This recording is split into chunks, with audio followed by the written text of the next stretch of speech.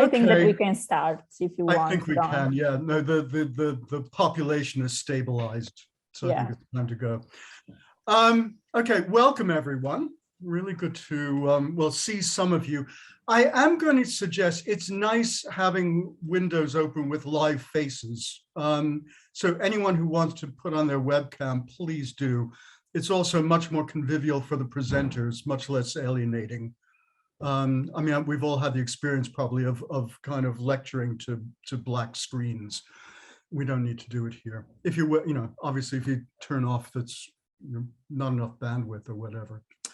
Ah, good. Nice to see more of you. Good. Hello. Yeah, just I'll do a very brief welcome.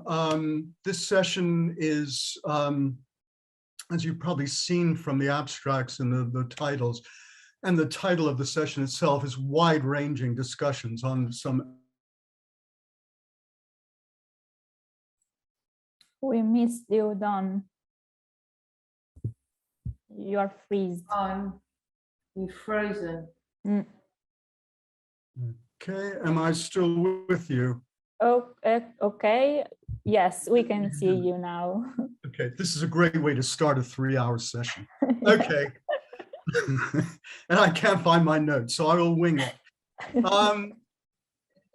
Yeah, I mean, social lighting and lighting technologies, they're back again. Urban lighting technologies for urban well-being is about as big as you can get.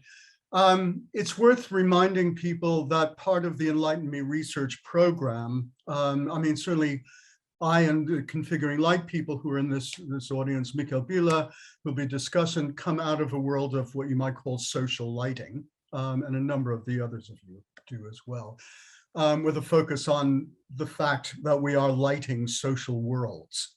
And we're using various kinds of technologies and knowledges and design skills and so on to intervene in not just on kind of whether bodies are healthy or not, but on entire worlds in which bodies are. Might be healthy or not, or feel well-being. And the program does involve actual lighting interventions in 3 districts, in Bologna, as we were just talking about, Tartu, and Amsterdam. So we're concerned with lighting actual social spaces, and I feel the papers that we've got for the next few hours reflect the complexity of what it means to use light in urban social worlds. To help us through this huge topic, I also just from the start want to introduce Mikkel Bila in one of these windows here, who despite the Danish situation with COVID and a return to homeschooling, thank you for coming anyway. And being with us. I'm glad to see you must have given your kids to someone in the home. Mikkel will join us as discussant. I'll have a word about that in a moment. But again, in terms of social lighting, Mikkel is the anthropologist from Roskilde, who's really one of the founders of lighting studies within the social sciences. So this is really, it's great to have Mikkel here. The format for the afternoon, just get the ground rules clear. I think I've been told it's 10 minutes per paper. We've got 8 to go through, and we do want to have plenty of discussion. So my main job is the usual timekeeping, and in my little window, I'll do this sort of thing as we approach the 10-minute mark. And then 5 minutes of questions right after each paper, just so that all of you in your little windows don't have to sit there silent for 2 hours before you get a chance to say anything, okay? But if we keep those 5 minutes to kind of fairly focused questions rather than longer interventions, that would be good. Do use the chat facilities, the hand raising and the and chat and so on.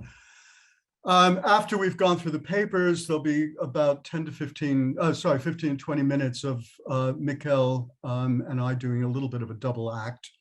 possibly me interrogating Mikkel with a few questions that we had in mind. You know, we did stage this a bit. And then after that, we'll open it up to kind of general questions. One last, Julia asked me to remind everyone that this is being recorded. And I hope no one's got any huge issues with that. If they do, can you let us know? Julia, they can just chat, just tell us or whatever. Yeah, just to remind you that we can probably use some of the videos maybe for dissemination purposes or communication purposes. So if you don't want to appear in any social media or whatever on the website, please turn off the camera, and it's fine in that way. Yeah. If you're you actually have any issue somewhere else, you know, that yeah, kind of... there could be the chance. It's not sure that we will use, but probably we could. So we ask your permission to do so. Good.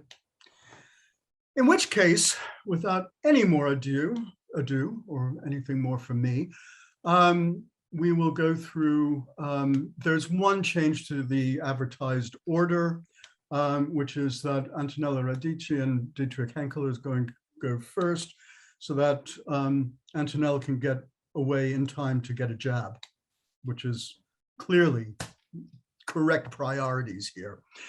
From the Technical University of Berlin, Antonella and Dietrich on planning artificial light for pedestrian visual diversity in public spaces. Thank you. Over to you. Thank you very much for this kind introduction, and also for accommodating the session schedule. I'm going to share the screen now. Can you see my presentation? Yep. Great, thank you so much.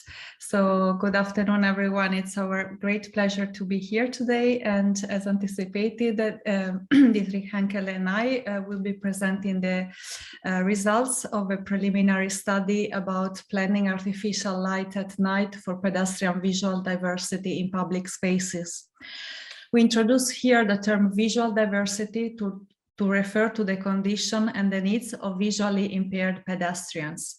And in so doing, we want to highlight that vision can be regarded not only as a fixed and universal metric, but also as a shifting human trait. And most importantly, we would try to highlight that as human beings, we have different capabilities when it comes to vision that should not be stigmatized. Through this preliminary study, we aim at highlighting the needs of visual diverse pedestrians in public spaces for reaching inclusive artificial light planning. We also aim at unpacking the conflicts between reducing light pollution on the one hand and ensuring the right amount of light for visual diverse pedestrians in public spaces at night. Ultimately, we aim at providing initial guidelines and future research directions to address pedestrian visual diversity in planning artificial light at night in public spaces.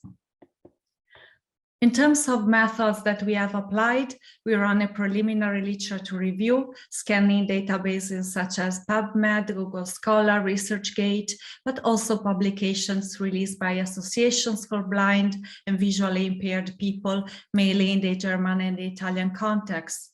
We also run open-ended interviews with experts in the field of artificial lighting and health, recruited through our personal networks and also via the German and the Italian associations for blind and visually impaired people. Here I'm going to give you an overview of the results that we got. From the preliminary literature review, it emerged that little research and application have been developed addressing pedestrian visual diversity.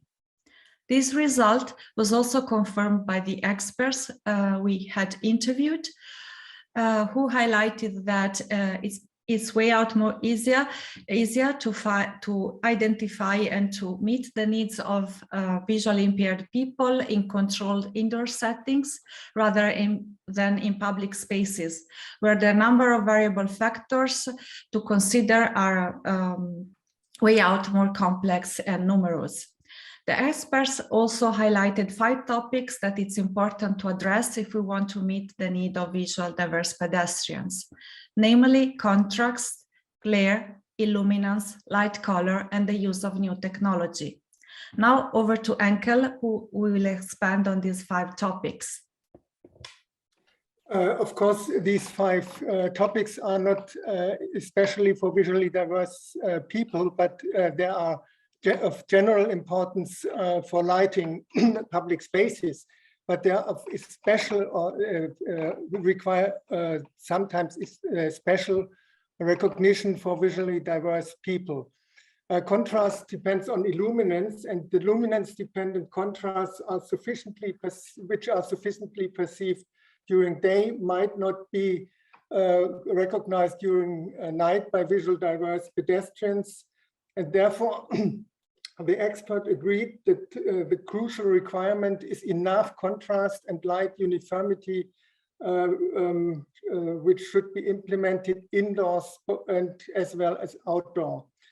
The experts were agreed that lighting levels are not easily to recommend, providing higher lighting levels for visually impaired people, because it's difficult due to various types of visual impairment with different degrees of sensitivity. And then it comes to glare. Glare is a result either of excessive luminance or extreme difference in luminance in the field of vision. And glare can limit visibility, which is called physiological glare, or reduce comfort, which is called psychological glare. And especially visually impaired and elderly people are more sensitive to both. And as I learned in the introduction to the project, you are all especially focusing also on elderly people in your project. And accordingly to this glare topic, all kinds of luminaires which produce stray light or upward directed light are especially bad for visually impaired people, but they are also bad, as shown in the picture below, in any context of reducing light pollution. And the risk of glare depends also on the question of shielding, and this is also shown in the picture below, and also the distance between and the ratio of height of poles and the distance of poles have to be taken into recognition. Illuminance and lighting color, it is recommended to install light which is providing a color rendering which is similar to daylight rendering. A very critical point is the use of new technology, especially light on demand and motion detectors lighting, which is very much discussed in the context of LED lighting. And this is to be viewed very critically for especially visually impaired people because of the delayed adoption to changing lighting conditions. Therefore, the expert recommended to refrain from installing these kind of motion detectors or lighting on demand via apps or SMS. To sum up, what we found is that there is a lack of research and applications addressing pedestrian visual diversity in Allen public spaces. Of course, there's a lot of literature about visual diversity and lighting, but we didn't find practically any literature about lighting in public spaces for visual diverse people. We discussed the 5 issues which are problematic for vision in public spaces anyway, but especially also for visual diverse pedestrians. A study in the main station of Munich developed by the Deutsche Bahn showed that the above mentioned issues can be addressed also for visually diverse people if ELN is carefully designed and a specification of the luminaires are observed. What we think are appropriate pathways of future research and which would also fit in the context of your project is a more systematic review. Ours was very preliminary, literature review on this topic, addressing visual diversity in public space lighting. Additional interviews with experts in different knowledge areas. We would propose workshops and focus groups, including experts and of course, visual diverse people. And finally, we would conduct light walks, as we did in several cities already, but in this case, involving visual diverse pedestrians. Thank you for your attention.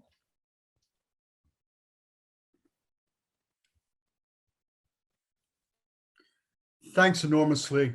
It's a really useful paper, actually. And just to say, yes, let's have a conversation about how to bring some of this actually onto our field sites. You know, there's every reason for doing some of the kind of light walk work that you're talking about in our actual sites.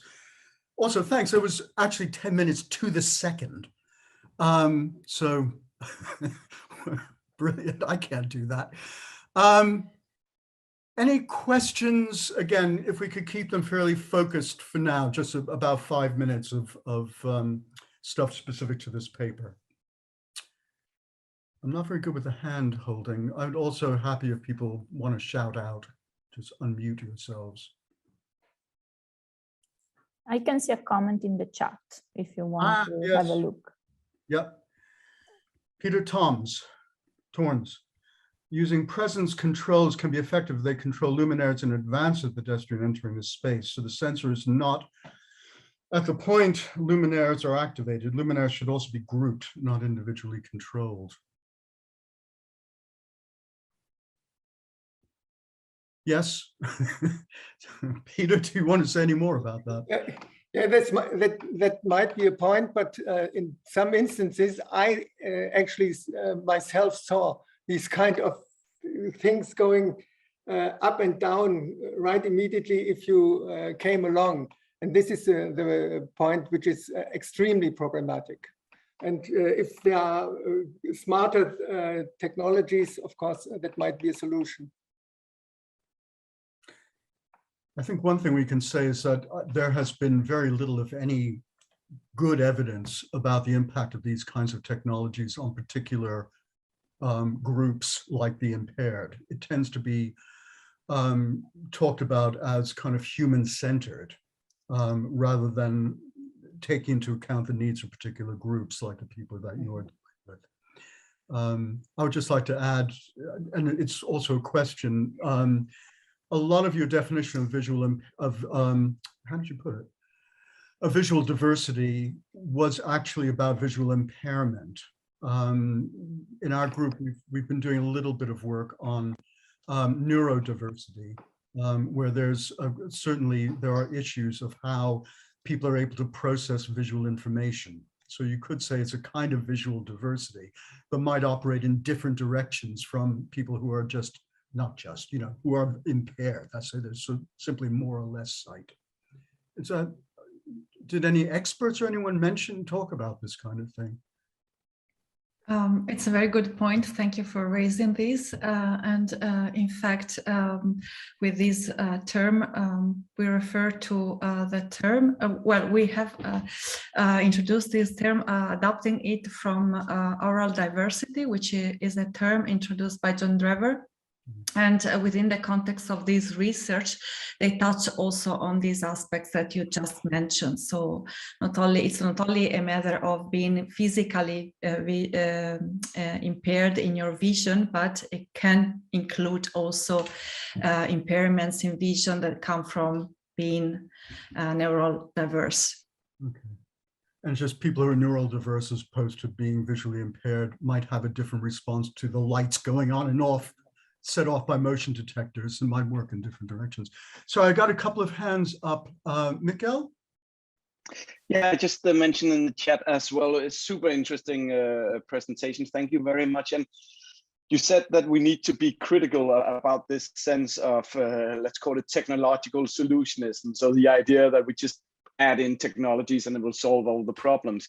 What I find so fascinating about those kind of technological solutions is the diversity of critiques the various solutions have been met by. So the same solution may have been critiqued in Denmark for some things, whereas in Italy it may be for other things. Can you open up a little bit about what the critiques have been on, for instance, specific technologies? Frankly speaking, no, because it is a very preliminary research and we have very selective, did very selective interviews which raised these topics, and we didn't go into detail yet, but the problems you raised are very important, and I think this is also a pathway to further diving into the topic. And as I said, and repeat, it is very preliminary what we did. We just wanted to raise this problem because we identified, due to our expertise in doing light walks, that there is a void in addressing this topic. I have one more hand, Peter. Did you want to? Yeah, okay. One of the problems we have in lighting is that lighting itself discriminates. So the actual units of lighting are based on an average person who has good eyesight. So as soon as you don't have good eyesight, to a point, things like lumens and lux don't work so well. And that actually carries through into standards. So I do a lot of work in standards, and standards are based on people with good eyesight. And you're supposed to correct them if it isn't, but nobody ever does. And once you get to street lighting, it's even worse, because when we talk about glare, it's based on a 23-year-old boy. So I'm sorry, not only is that ageist, it's sexist. So we actually have this problem that if you don't understand the basis of lighting and the standards, you will actually get it wrong because you don't know how to correct for the alternative conditions. That's true. That's the problem with averages and installing lighting in public spaces for the majority. But still, we are discussing inclusive urban design, and so we should do it also for lighting, taking into account the complexities you raised. We're going to have to move on to the next. But I'm going to take chair's privilege and intervene and say that question is incredibly important, and one of the issues I think in our program, but it's common to anyone working in this area, is whether the proper output of our research should be standards at all, or whether there are other ways in which we need to think about the relationship of light to people's needs. So for example, in our program, we tend to talk about guidelines, which is a very fluid term. I'm not sure what form they take, but certainly it's a move away from standards. It's kind of, rigid numbers based on kind of typifications of the social world and based on the legal fiction of a kind of average person. So again, I think your paper helps us to kind of move away from that as well. Thanks enormously. That's great. Okay. Now we're a couple of minutes behind. Okay, but that was good. Well, let's move on to, if we've got all our slides organized, Anastasia and Deli from Stockholm on, real public space in the center of Stockholm. So public tendencies and perception of brightness and light. Thanks, Anastasia. Exactly, yes. And thank you, Julia, for sharing your screen for me. I appreciate that. You're welcome. I hope you can see, and just tell me when I have to move on. I'll be doing that. Yes, okay. Yeah, I think this presentation will kind of nicely follow from the previous discussion, because I'll be talking about the perception of brightness in Stockholm, like Don you described. So what I realized is that there has been a rising tendency for appreciation of darkness in the lighting community, but not all users of the public space would relate to that. And I feel like there is still the universal connotation of darkness as being a threat or danger, evil, and I was intrigued by this phenomenon. So I took Odenplan in the middle of Stockholm as a case study to examine this question as a part of my 7-week short master thesis. So yeah, this is a public square that has varied lighting applications and is connected to several transportation modes. You can see it a little bit on the picture, and I don't feel it's important for you to know exactly where it is. You can also see it in the background here. Yeah, so this positioning also resulted into a high number of users that are in the space during the day and night. Next slide. And then you'll see the quick content that I'll be going through. So yeah, next one, the objectives. You can read them if you want to, but I'll quickly just go through them. They were to research a correlation between the perception of light and behavior patterns, to identify favorable artificial lighting qualities that encourage lingering. I'll explain more of that later, and to examine a methodology for urban lighting analysis. Next one. So there is a diagram for the methodology of the research, and I will explain each section. There are 3 sections, and each of them have a literature review, methodology, and preliminary conclusions for each of them. So that will be the structure of the presentation. Next slide. This is the first section, the empirical study. And the literature review for this section has proven that the public movement has a direct link to the quality of urban places that is influenced by lighting, as well as other urban fabric elements that was difficult to differentiate. And it is acknowledged that lingering in successful spaces and lighting has a complex cause-effect relationship. Experience of the space is always in relation to its surroundings, the series of events leading up to it, and the memory of past experiences. The methodology of the section has been based on structured observations, followed up by creation of users' tendencies map. This was carried out through me coming to Odenplan, sitting on the staircase there when it was cold and dark, also during the daytime, to observe and record the movement of people through the space. Next slide. So I will talk through some of the conclusions for this section. The lighting on the square appears to be appropriate for the main function of it as a transportation hub. And it allows people to move quickly through the space, to safely wait for the public transport and find their way around. But comparing movement patterns of users in the space during the daytime and nighttime has not really shown any clear distinctions, which might potentially mean that lighting does not impact public movement to a degree that could be clearly perceived, at least using that method. Next slide. Here it's you can see the movement pattern that I have captured, and it is both the same for the daytime and nighttime. So then we'll be moving on to the second stage, which is the informal interviews of users' perspectives. And this part of the literature review has clarified again that brightness is a subjective assessment, of course, and it is linked to sensation occurring in a human brain that is linked to experience, so not just to lighting.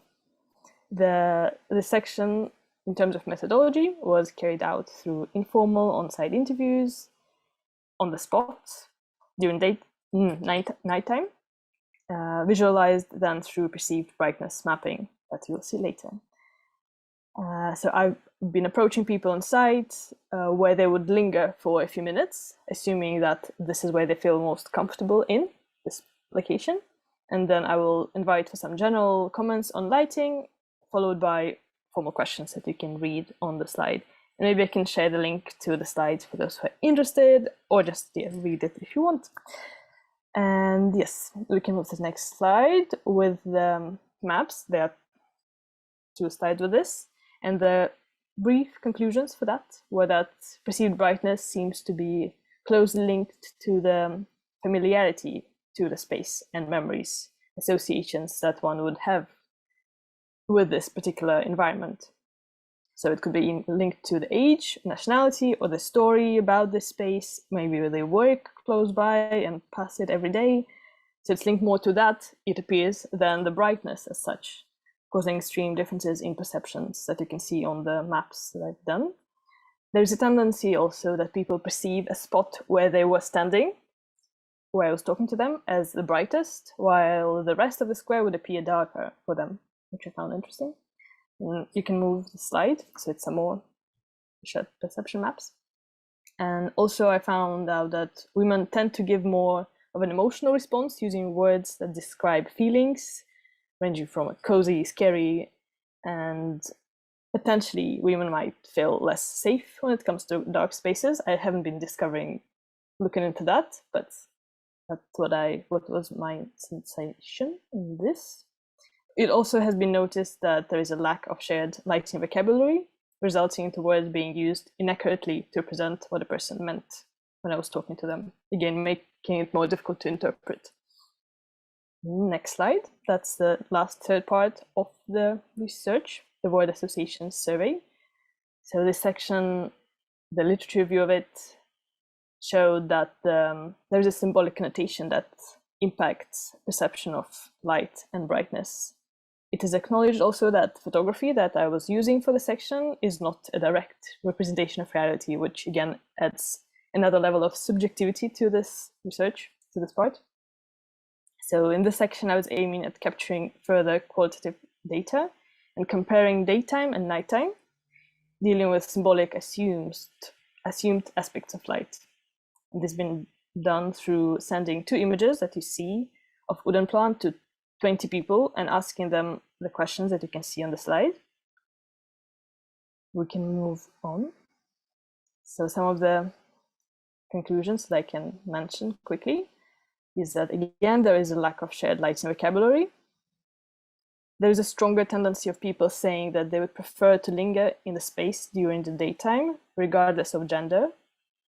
But this pattern was not noticed when I was on the spot in the first stage. So potentially it could lead to assuming that a symbolic interpretation of night is different from the observed and the actual perception of light when people are using the space. There is no big difference between the locals, people who have been to the space before, and known locals who have not been to the space before, just saw the picture. No much difference in that. And the words that are underlined, they are related to the emotions or the lighting that are much more close to that. But I listed all of them there. These suggestions also might conclude that using photography as a media to discuss lighting design might not be the most accurate one, as it might lead to some other associations not directly linked to the actual experience of the user. Move on, and here I'll be talking about the discussion and final conclusions. I have no idea how much time it was, but it feels like I'm talking very quickly. Hope it's fine. So a general reflection. Wow. A general reflection on the main introduction question was that the correlation seems to be flipped. So it appears that if people feel comfortable in the space and safe, then they tend to perceive the space brighter, which I find quite curious. And then some of the other comments I'd like to raise is that I have proved to myself that it's hard to draw conclusions when it comes to lighting in open public environments. Also, diversity and inclusion should be considered. So it felt like women and men might have differences in perception of safety, but more research needs to be done in that regard. And if lingering is seen as a valuable pattern of behavior, urban design should be considered in order to achieve that. But another question is whether CTU wants spaces like that to encourage lingering. And I do feel that this thesis brought up more questions than answers, but that was one of the main points for me to carry out this research. So I feel like it has been so successful and interesting for me. Thank you for listening. Thanks very much. I agree. More questions than answers, and yeah, I agree. That's a good thing. And again, it's what, you know, what's wonderful about that kind of fine-grained study is just bringing out the complexity. You know, how much we don't know about the direction of lines of causation or association, whatever. It's really, yeah, really interesting. Questions? The 5-minute short discussion. And if you don't, I'll jump in because I've got some. I have a question. I couldn't find the hand thing, so I'm just going to shout out. I think it's an interesting presentation, and I think as a next step, maybe an observation perhaps rather than a question, is that with the particular square that you showed in terms of the actual street furniture and so on, when it comes to lingering, there weren't actually many benches and so on that people might necessarily linger at. It would be interesting to do a similar study with another square that maybe does have more street furniture and actually opportunities to linger, because there's an interesting sort of story there about the lighting versus the sort of the content and the context of the square as well. Yeah, there is also something about the way I present the square, because I was registering it from the huge staircase that has a lot of seating, it just goes up. So there is a located furniture, but it's not much used. But yeah, of course, that's another influencing factor. Thank you for the comment. Peter, yeah. Yep, I was interested in the difference between local and non-local. And I'd be intrigued to know if it's because if you're not local, you might not have a good reason to linger because you don't know anybody, but you also might always be going somewhere. I know that when I'm somewhere and I'm not local, I tend to be traveling to my next place as opposed to being where I am anyway. So I'd be quite intrigued to know if there was any correlation, or in the future, if you could find a correlation in that non-locals are always going somewhere as opposed to being there. Yeah. No, I think it's very interesting. It could be a whole other research on itself. But in that particular case, I was looking, when I was saying local, no local, because I was sending pictures to people, they were just judging by the picture. The local people were the ones who would not only see the picture and judge by the picture, but they would actually have been to the space. So it's a bit different. And then the no local had no idea where the space is, what it is. They just knew, okay, it's a Stockholm and this is a picture. So they would have less information about that. So I think it's a different relationship to what you discussed. But what you mentioned, that's interesting on itself. Equally, if you just show them a picture in isolation, they don't know the context of the area around it. Yeah. At which point you're then saying, is the area safe? Whereas if you're the local, you know the area is safe. Exactly. So it's kind of, yeah. Yeah, kind of similar to local, no local. Yeah, thank you for the comment. May I just add in?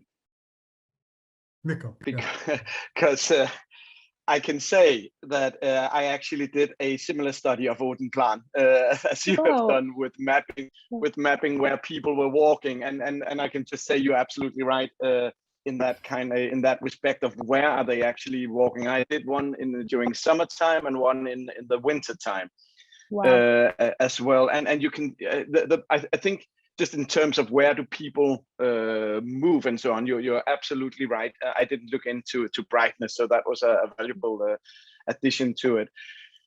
So allow me to ask the question then, to what degree is this kind of lingering or will to be lingering also a question of season and perhaps even culture, if we have a more, let's say, Southern Europe culture of being in the squares compared to a Northern European kind of tradition?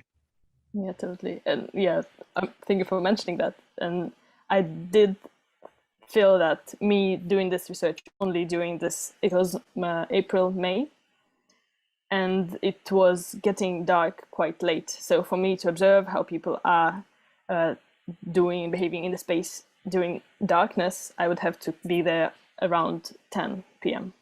So the first thing that comes to my mind now is that it might be different population that comes to the space during this time, as opposed to if I was doing this now in December and then at 3 p.m. it's already dark. So it's different people who come. Maybe they're going from work or to work, or I don't know, from school, more children. So that would be a big influence, I can imagine. and cool that you made this your research in 2 seasons. And in different culture, of course, it could be different. If there is more culture of staying outside, and the weather also would be a big influencing factor. People were mentioning that I would linger in the space if it was warm, but it's cold, so I just go quickly to my train station. Don't bother me, don't talk to me. So for sure. If I could just jump in, a similar kind of question from a different angle. This might make me very unpopular, but there's something very Jan Gehl about the way you've done it. That's to say, observing behaviors. Okay, so, and with clear categories of either there's a movement or there's a lingering. At the same time, you're talking about, and I thought it was really interesting, about memory, association, about how your perception of the space might change because of familiarity, all this kind of stuff, which doesn't show up by simply observing behaviors. Yeah. Okay. Yeah, exactly. Yeah. I feel like yeah, go on. I made it more difficult for myself, but also I wanted to acknowledge that there is this another layer to it.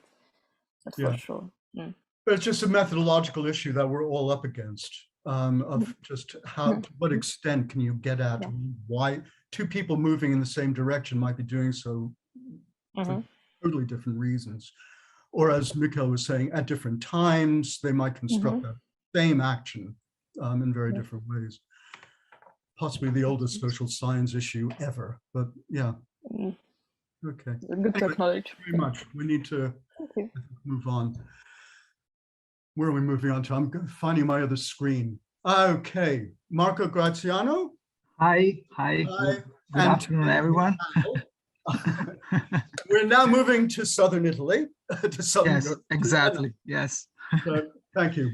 A historic center. Exactly. Thank you, Don, for the introduction. Yeah, I share the screen. Okay.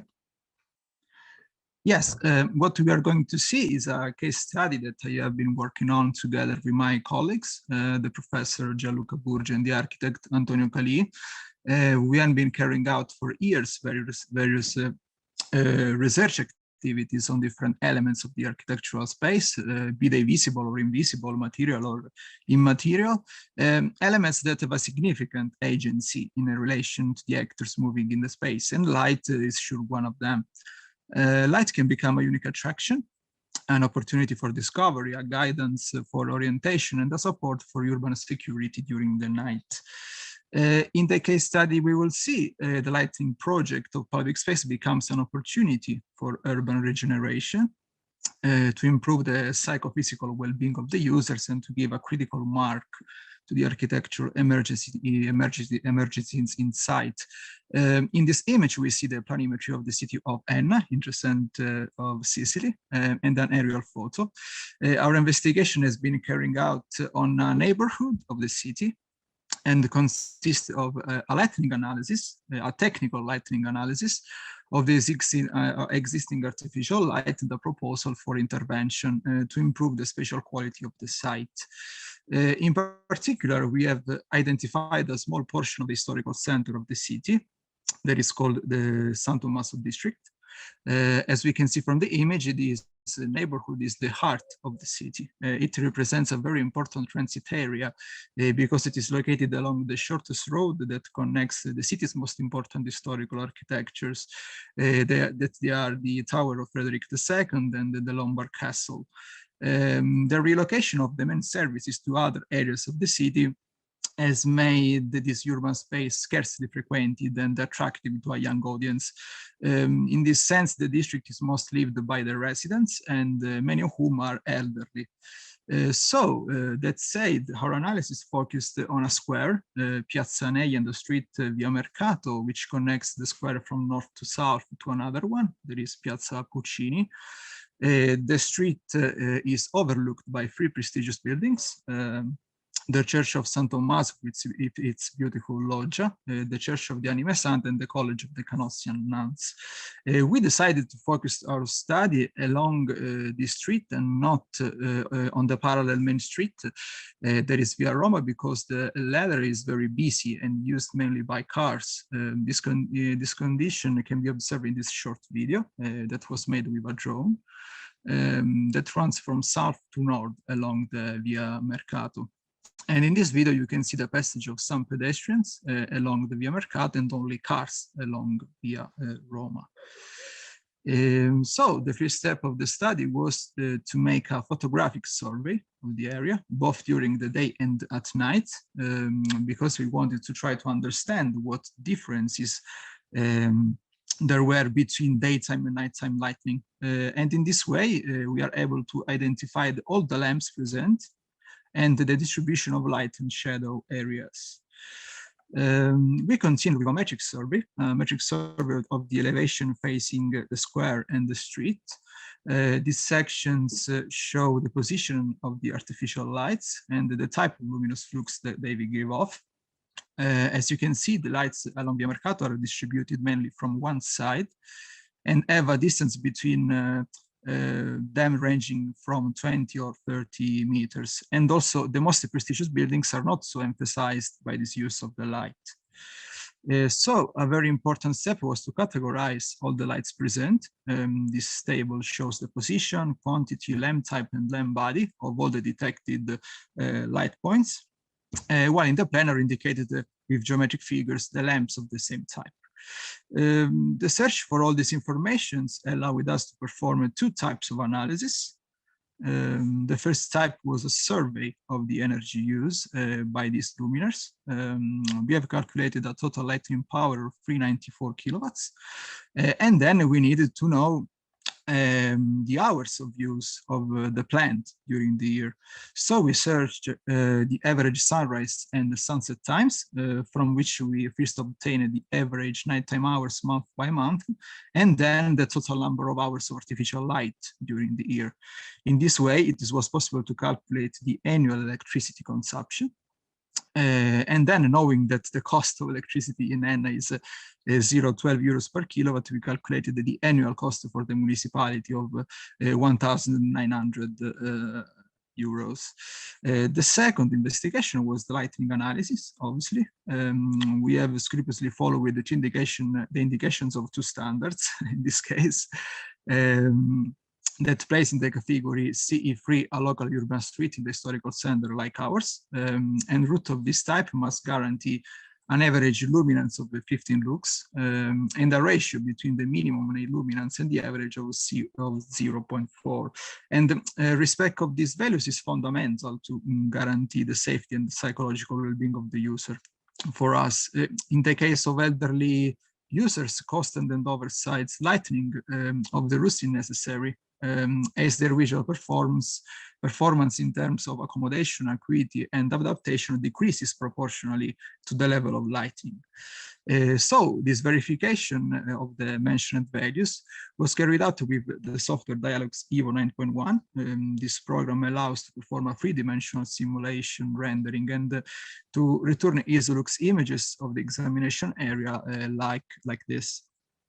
Firstly, we made two calculations on the street based on the distribution of the luminaires every 20 and 30 meters. And the second verification was carried out on Piazza Neia on the square. In both cases, the result was negative, as you can see from the table, where the only parameter respected was the average luminance of 15 lux. At this point, we made a proposal for intervention with the aim of improving the spatial perception and safety of the survey area and decreasing light pollution and electricity consumption. These are images of the tree model developed on Dialog software for the new project. Obviously, we were not able to go into the details now of each individual intervention due to time constraints, but we will limit ourselves to describing the intervention strategy and predictive results. This slide shows the same plan and section as before, with the placement of the new lighting equipment. We have removed the old luminaires and used the new LED lighting systems that bring several advantages, such as visibility, color rendering, energy saving, and we used new lamp bodies that mitigate the dispersion of light. The positioning and typology of the lighting points was studied in detail to obtain the best nighttime yield and the least contamination of the facade by the supports. In general, we choose lamps with a color temperature of 3000 Kelvin for the streets to achieve a uniform illumination. Specific lights were used for the final buildings to emphasize the architectural elements. And in addition, we used the cooler lights for the lighting of the fountain in the square to emphasize the presence of the element of water in the space, which is also used to illuminate the building facing the square by reflection. The proposed lighting system has a high luminous efficiency, between 17 and 90 lumens per watt. The current one does not exceed 80 lumens per watt. Now the color render is the color rendering index is 80, while the current lamps have an index of no more than 20. And the total electricity consumption is now 1.72 kilowatts. Therefore, the cost for energy will be approximately 830 euros during the year, and compared to the electricity consumed today, this represents a saving of more than 50%. Of course, we did the lighting analysis of the new intervention. Along Via Mercato, the lighting points were arranged on both sides in a quincux pattern every 16 meters. And this distribution along the street and the positioning of the other luminaires in the square proved positive in the lighting analysis. So the lighting project for the San Tommaso district can make it possible to improve the visual perception and safety of users during the night. The lower cost due to the use of the new lighting technology and the choice of equipment, that limits light pollution makes the proposal a great tool for us that can be available to the ENLA municipality for future intervention. Thanks for the attention. I finish.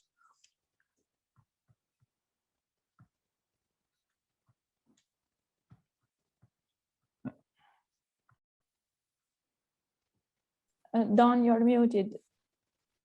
One second, that I don't listen.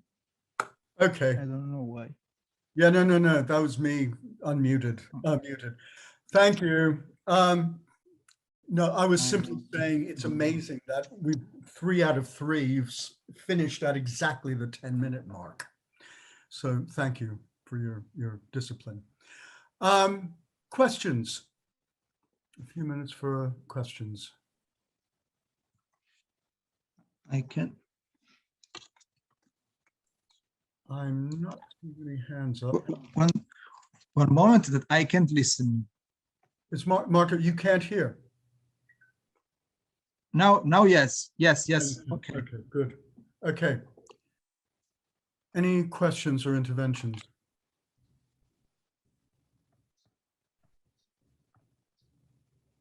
If not, again, I will throw something in. So I'll give you 10 seconds.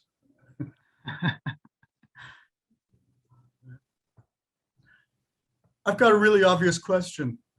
What did people think of the intervention, and what did different kinds of people have? We haven't yet proposed to the municipality this intervention. Okay.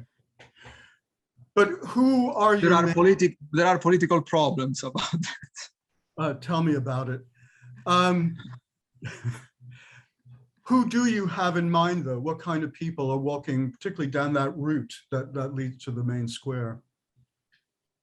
Elderly people, especially, because the district is inhabited by elderly people. So, okay. Yes.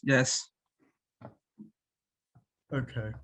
Can I add into that question, because that was also kind of my inclination, but if no one else has a question, can I just ask, if it was elderly, what kind of concerns or kind of prefigured ideas that you then have about that group, and how did that kind of reflect in the design? Does that question make sense? So how did the idea about the user actually become materialized in the design that you choose? No, I don't understand the question. Do you have a sense of what elderly residents need in the way of lighting? We're talking about energy use, which is crucial for all of us. Yes, for example, yes. Yeah, we're talking about heritage lighting, which again is really important for things like place marketing and so on. What do you have a sense? But if the residents, as in so many, towns like that, Yes, but there is another problem in ENLIGHTEme, because we have always the presence of the fog. That limits that limits the lighting of the streets. And this is the way because we use the high color temperature lighting. Okay. So. Okay. Which would go back to some of the conversations we've had already about the impact of different kinds of light, different diffusion and so on. Exactly. In age groups. It's partly, the other version of this question that I would have is, quite often heritage lighting is for tourists, and other kinds of lighting are for residents. And often, that kind of codes or gives a different visual sense of different parts of the city and who it's for. So again, when I hear about, kind of heritage lighting versus an older population, just wonder how it fits together. Okay. Yes, why not? Okay. Any other questions or comments that people want to make? Yes, I have a question. Yes. Sorry, I cannot put my camera.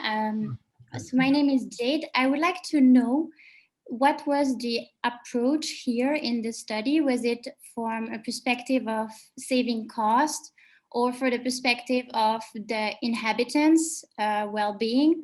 And also, what about the light pollution? Because it seems to me you recommend LED lights, but yeah, it's powerful and it's saving cost. But does it maybe produce more pollution? Why? Why do you say that? Because LED lights, yes, they are strong and more LED lights. Yes, LED lights. But compared don't to depends the, about the type of the lamps. Depends about the type of the lamp body. yes, of course, but compared to the previous system, did you integrate that in your approach? Mm-hmm. Okay, can you maybe then explain what was the conclusion about this point? The conclusion is that we have a substantial energy saving with this new proposal. The plan that we see before doesn't have these numerical features, no? Okay, I understand. In the interest of time, Peter, do you want to jump in? Yep, it was just that effectively the difference between LED and the older technologies, it's actually how you use them that matters. So LED isn't inherently bad for the environment. And also when you go to a heritage site like this one, you tend to find that a lot of the problems with the light pollution are controlled by the buildings themselves. And you almost have to ask a different question: how much light is going on the buildings, and is that disturbing the residents? So I would actually ask that question: how much of the light from the lanterns is actually shining onto the building facades themselves, and does that cause a problem? Yes, because the buildings in interest are historical buildings, not our buildings inhabited. Our buildings with nice architectural features, and we are architects, so we have to, well, I can say we have to interpret the architectural volumes in this case. It's not only a technical proposal. No? Mhm. Which would lead, if we had more time at this moment, to quite a conversation about how you interpret a building and which buildings you want to interpret. That's say what makes a historical center, which is going to be different in different places and for different people. Obviously, yes. Anyway, thank you very much. We'll have Thank to. you, thank you, thank you, all of you. Good. Okay, where are we? We're still in Italy, in the University of Udine and Venice. Christina, is it? Or who's presenting? I'm here, Rosario. Rosario, right. Yeah. It just popped up. Thank you. Thank you. Good. Inclusive accessibility. Sorry, and I will turn on, my dogs have become famous on Zoom.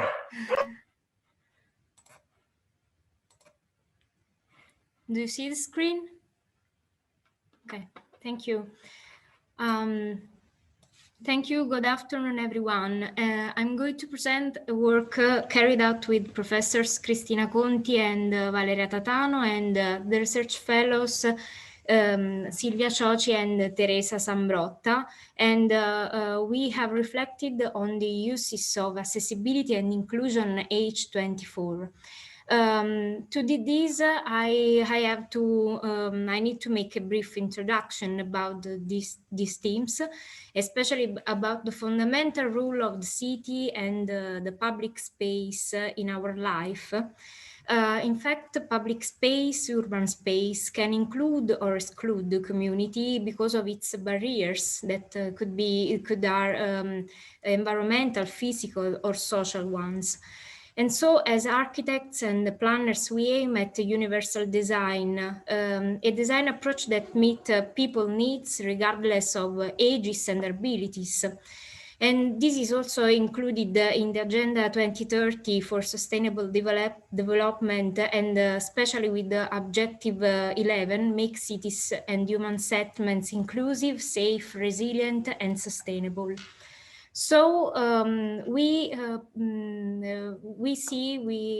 can see usually people live confidentially public space during the daytime with daylight, even with some exception. For example, when there are physical barriers for people with disabilities, or abandoned spaces and older people. In Italy, we have a lot of older people. It's an aging country. And but public space in this time of day is naturally seen as a catalyst of social interactions, and people can do their activities face to face. This is an example of a farmer market in Venice where people of all ages can interact weekly. These are our fields of research, but we have never explored the topic of inclusive lighting, if we can call it in this way. For example, in the so-called PEBA, plans for the elimination of architectural barriers in Italy. So we wonder if incorrect lighting could be a barrier too. In fact, during the night, inadequate lighting can lead to environmental dissatisfaction and people feel unsafe and vulnerable. And in this sense, the first thing we should do consists in a conscious design of lighting fixtures and their location, even because other environmental factors can worsen general condition, for example, fog in this image. From an evaluation point of view, so there are urban lighting is also the team of illumination is presenting different international protocols, environmental protocols, such as GBC lead districts, GBC quartieri in Italy, Itaca scala urbana, BREEAM communities, and so on.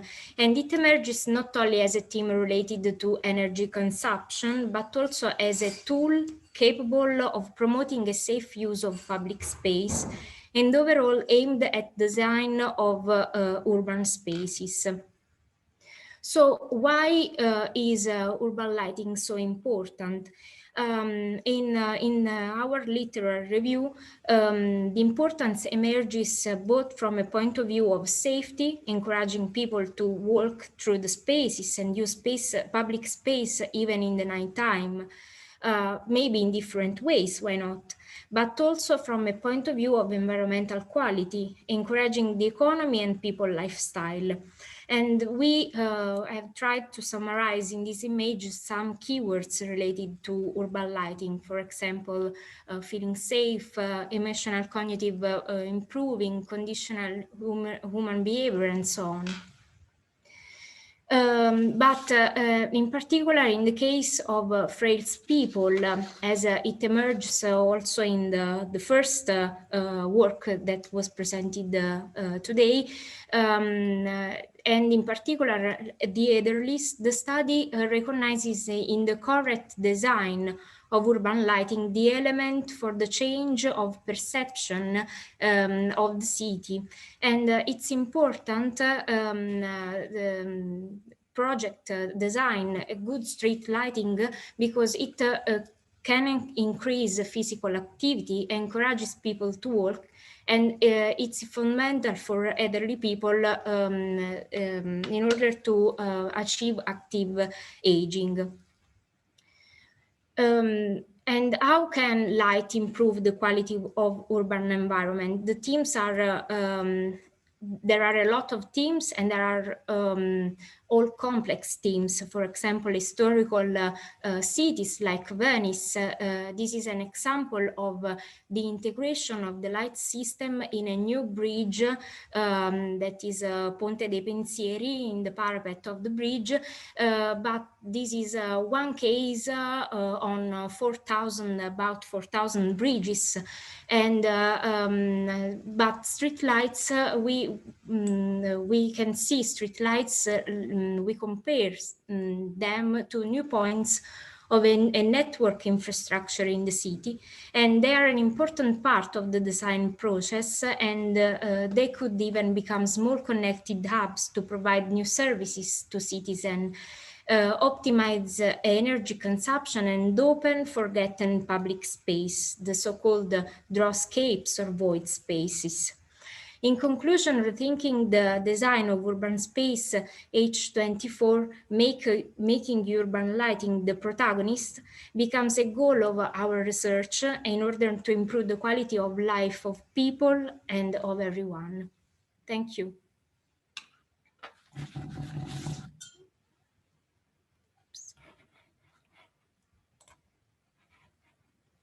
Dawn, you're always muted.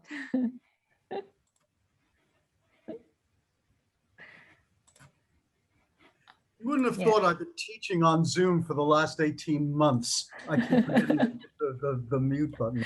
I'm tired of it. I forgot I turned it off because of the dogs. Sorry about that interruption. No problem. Questions, comments?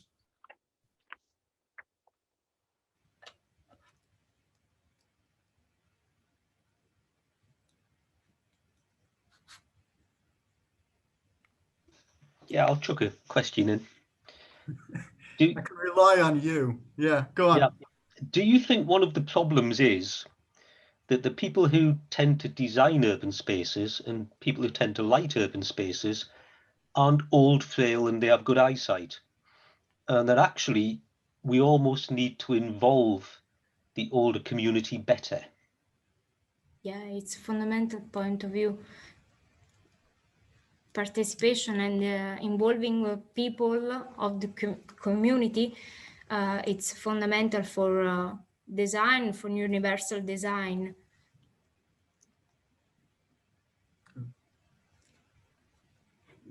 I mean, one of the issues that we often have, I mean, which came out in your paper and talk, is that lighting is often not connected to other elements of urban design and planning.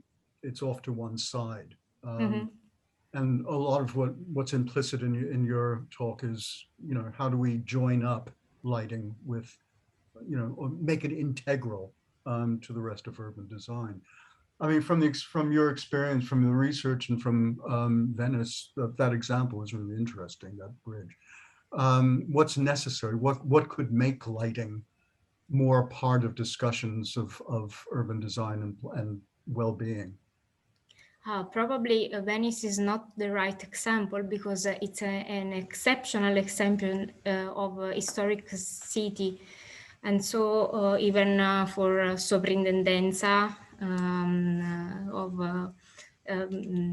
it's difficult to integrate lighting and new forms, new design of lighting in the city, in this city. So, for example, the bridge Ponte dei Pensieri was really an exception, and how can I say, a sort of an integration, because in that case, it was a bridge, an accessible bridge, because there is an integration of the so-called stepped ramp for people in wheelchair, and so there is an integration of accessibility for people with physical disabilities, and also opening space during the night.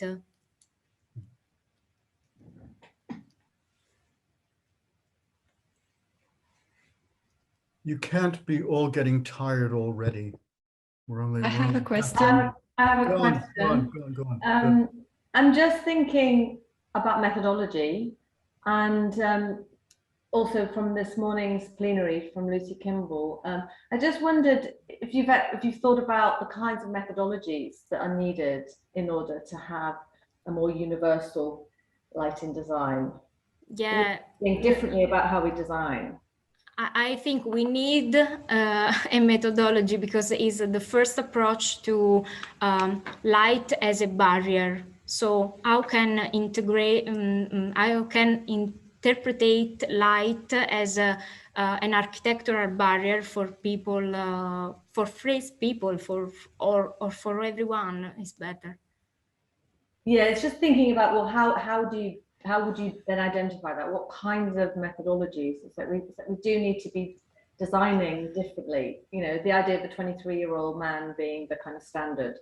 You know, what are the ways in which we can think outside of that box in terms of methodology? It's more a comment, really. It's not a question. I think you have the time really to answer. Yeah. That's what intrigues me about what you're doing. What you're trying to. Yeah, probably the first step is mapping. Taking a case study and mapping the lighting, even with the community, and why not understand where there are limits, like probably like the study of Anastasia before, maybe these, and also involving municipalities, that is fundamental. Thank you. Thank you. Antonella, you said you've got a question, but you didn't pose the question. Yes, I have a question about urban lighting and environmental protocols. You showed a slide about this topic, and there is one of the two protocols showed here on the slide refers also to the interplay between noise and artificial lighting. So I wanted to ask you if you have conducted the research looking at this interplay. And perhaps the second question, if we have time, if you can expand a bit on the protocol on the left, noise, exhaust, and light emissions. Okay. And yeah, I'm asking this question because with Henkel, we have been doing research looking at the interplay between quiet areas and dark areas at night. So in other words, noise and light pollution, yeah. Yeah, it was a DGNB protocol that is a Deutsche protocol.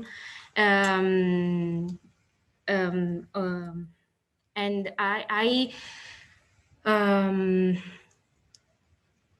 didn't study well the criteria, these criteria, but it's an interesting point of view. This overlapping of noise and lighting. Yeah, I have to study it, and if you want, we can share other information. So. Yes, thanks. I will reach out via email. Yeah, thank you. I think we should move on now. So thanks, Rosario. That was good. Thank you. Thank you, everyone. We're now moving to France briefly. Gilbert Faure, who has a very dramatic background. It's a faculty of medicine. We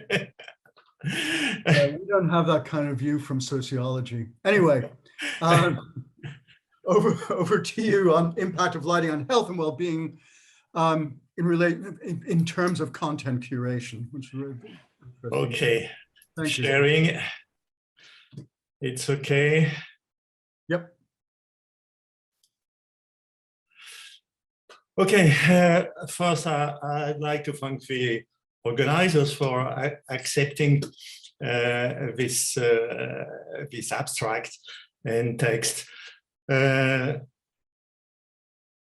like to introduce myself because I'm not a lighting professional. I'm a clinical immunologist, in fact, involved in using lights in UV light for immunofluorescence microscopy and for laser flow cytometry to study cells in various situations. I've been interested in health and well-being in urban environments while I was representing IUIS at ICSU, which had a very large program a few years ago on this topic. And I'm now involved as an information professional, I would say, in a group working on information at large, médiation in French. And I've been involved in content curation, as you should see afterwards. Small relation to lighting, because my wife was a purchasing manager in street lighting industry, which explained somehow an interest in this topic. So what is content curation to begin with?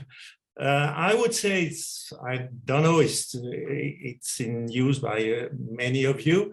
It's an information and knowledge management system, but with some human flair, just like curation by museum professional or exhibition organizers. It's still a recent and not so well-known concept. However, many tools are available. One of them most well-known being Pinterest, but mostly dedicated to food recipes or to fashion. There are tools which are able to find, to collect, to elevate and share relevant knowledge material available mainly from the web, from the internet. It can cover either classical published scientific information, but also material coming from the internet and on social networks. We have been using Scoopit, which is a French and US and French tool at the origin. So this digital content curation, I've been using it for 10 years in many aspects, mainly for research. for personal use and as a network of students and colleagues, of course, for various immunology topics. I'm using it very much for teaching and learning, for so-called media and information literacy, which is very fashionable in information professions, which can be applied to self-learning, active learning, blended learning. Many terms are used. We have been using it recently during COVID pandemic for long distance learning in our collaboration with Chinese universities in Wuhan and in Kunming. It can be used for lifelong learning and knowledge management, not only in higher education, but also in corporate settings. Of course, there are challenges like every tool, like most learning approaches. It's a day-to-day duty, like walking the dog every day. So in this area, will artificial intelligence help, and also new social listening tools? I'm just raising the question.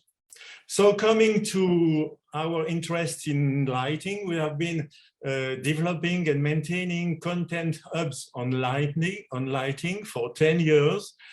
Web crawling and collecting snippets of information coming from the web with keywords, classical keywords, street lighting and public lighting. I will focus on lighting innovation design, which is the main topic, but we also have two smaller ones on art, lighting in art and lighting in history.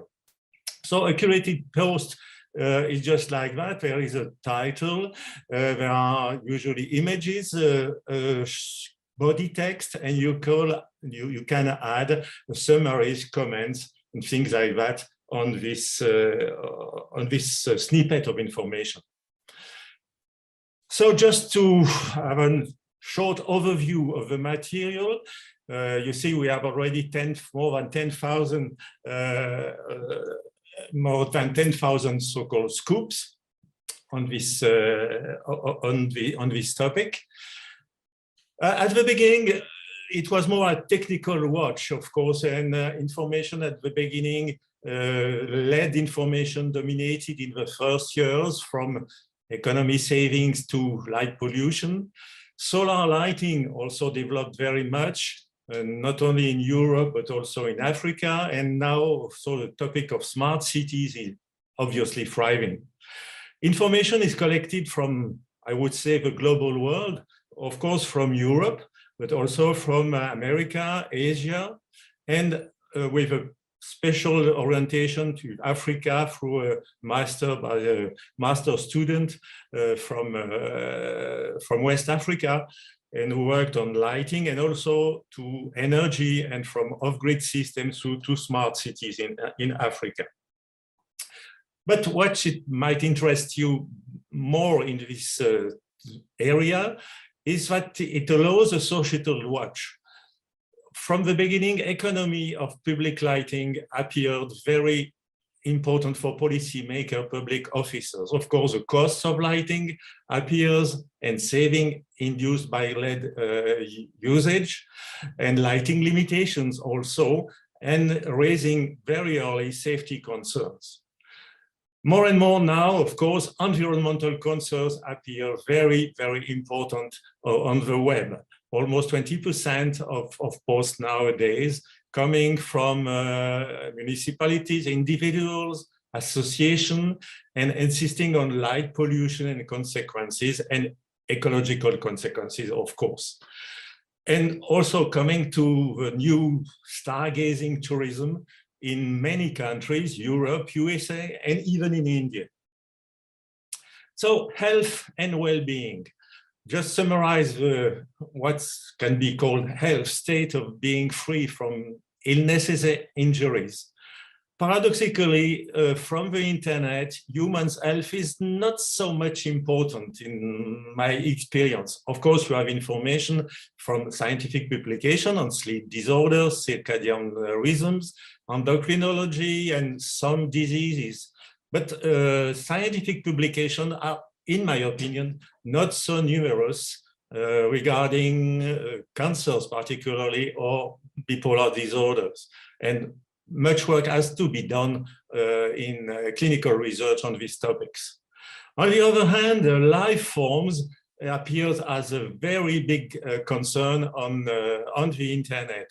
Wildlife population shrinkage represents more than 10% of posts recently, going from many animals, birds with migration consequences, fishes, turtles, bats and insects, population shrinkage, even vegetables.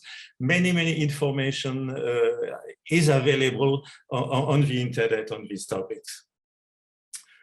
Well-being. So more difficult, in fact, state of being comfortable, healthy, or happy. You are involved on this topic. I summarized information collected first on safety concerns. At the beginning from UK, many people were afraid of lighting reduction. Of course, in Africa, which has other kind of problems. But more and more we're finding information on comfort and individual activities at night, nighttime life, and also people involved in education, leisure, and commercial activities at night. From many countries, USA, UK, China, India, Africa, this after dark or up to 27 economy is very important. For well-being of animals, paradoxically, it's not so easy to find circulating information.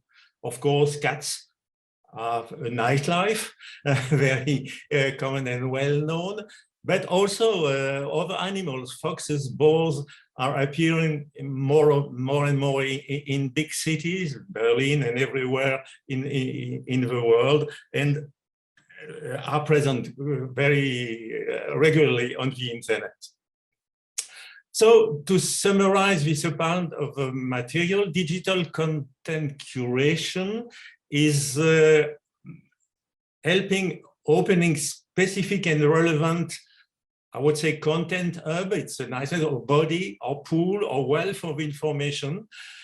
So this information is somehow by curators handpicked and relevant, this information related to straight and public lighting, and making it available for users, lay people, students, researchers, teachers involved in this topic, but also public officers, managers, companies.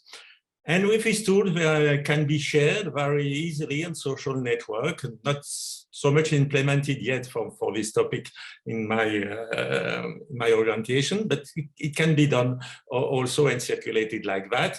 But more interestingly, in the topic, there is an insight search that can be done via keywords and full text, finding again, retrieving information even years after it has been collected. So in summary, and a few acknowledgements of this activity, this is an open content hub of information, information visible on the web and related to street and public lighting. So this information is collected from various types of publication, either specialized journal, general press, blogs, social networks, etc. It is covering not only technical innovation, but more and more societal consequences of public lighting, such as the topic of this conference, health and well-being. And it can be, we can find information for all types of life forms readily accessible. Of course, a few references of the presentation that had been done before on this topic in the past few years. Thank you for your attention. Thank you. Really, yeah, I've just got to say, it's one of the things that's been wonderful with the internet over the last 20, 30 years is that we leave traces of all our kind of public debates, our forms of knowledge. Again, nothing dies. And you've given a kind of snapshot of, you know, had you taken that snapshot, 10, 15 years ago, I don't think half of those topics about light would actually have appeared at all. It's been quite a dramatic kind of time. Questions, comments that people would like to make? the quick ones.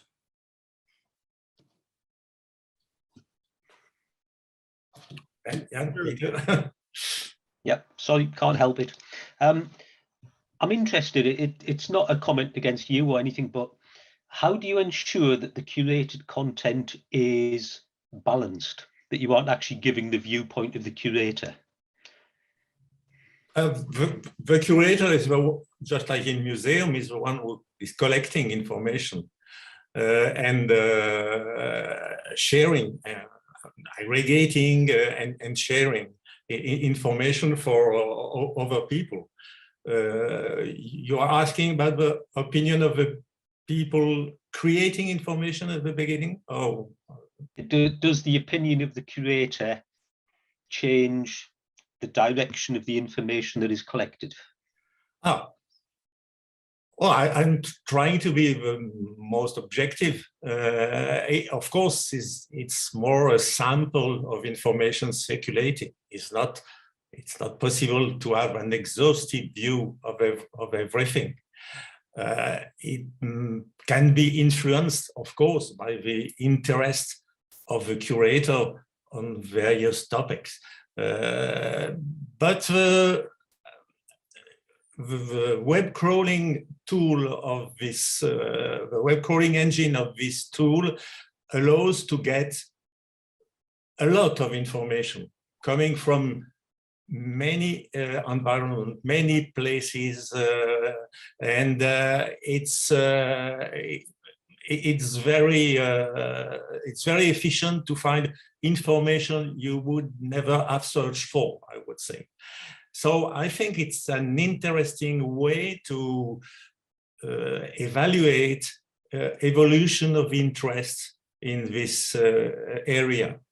And obviously, health and well-being appears in many countries more and more of interest for many people, not only researchers, but also many lay people or policymakers involved in policy decisions for cities, for countryside, etc.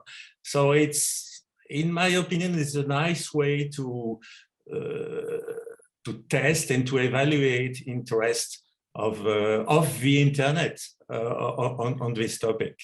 And obviously, in fact, more and more information appears about health and well-being. Less, I would say, than before on technical aspects of light. And more in consequences or potential consequences of light in social life, I would say. Yeah, thank you. Just a personal request, could you put the link to your website in the chat?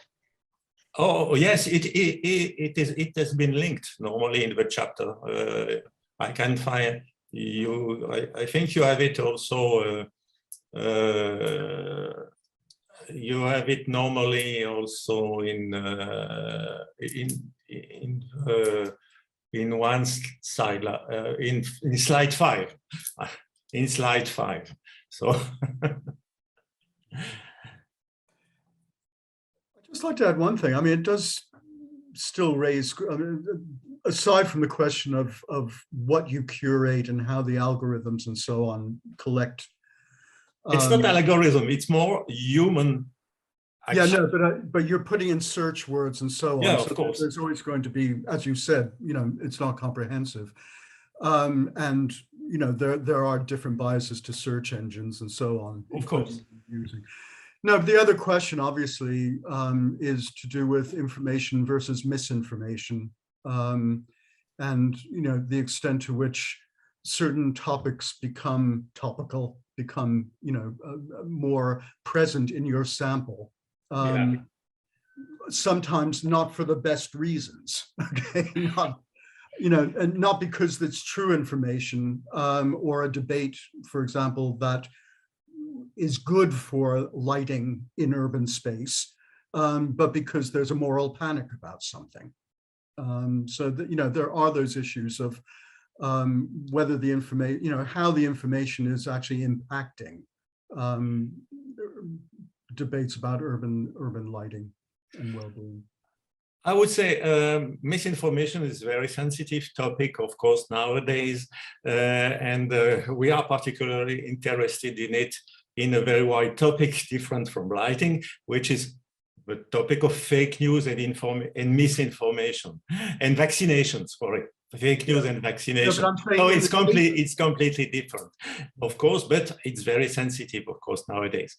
I would say, looking back at information collected previously regarding lighting and public lighting and street lighting, one of the topic that covers some misinformation, I would say, or coming to similar problem as vaccination, might be the impact of light for some kind of cancers, which apparently appears in some groups as I would say sensitive topics, while the scientific basis is not well documented, according to my experience. To relate, that's a very good example. To relate lighting to prostate cancer, for instance, is not documented in medical literature very much. And in some groups, it appears as a new revendicative topic that might appear, which is not valid in my personal opinion. But there are rather few of these issues in the lighting area, compared, of course, to health and vaccination in the COVID times. Of course, it's completely different. I would just say, in our own research on lighting, we found decisions at city level often made on the basis of very questionable bits of information. I agree. Okay, it happens all the time, and there are, particularly an area like light, which most people are not very knowledgeable about. They are picking up their information from, yeah. Totally agree with you. It has to be. Okay. I think we're getting to the end. We're moving along. Thank you very much. Thank you. Very, very good. Goodbye. We're on to paper 6. I've lost track of who's doing what here.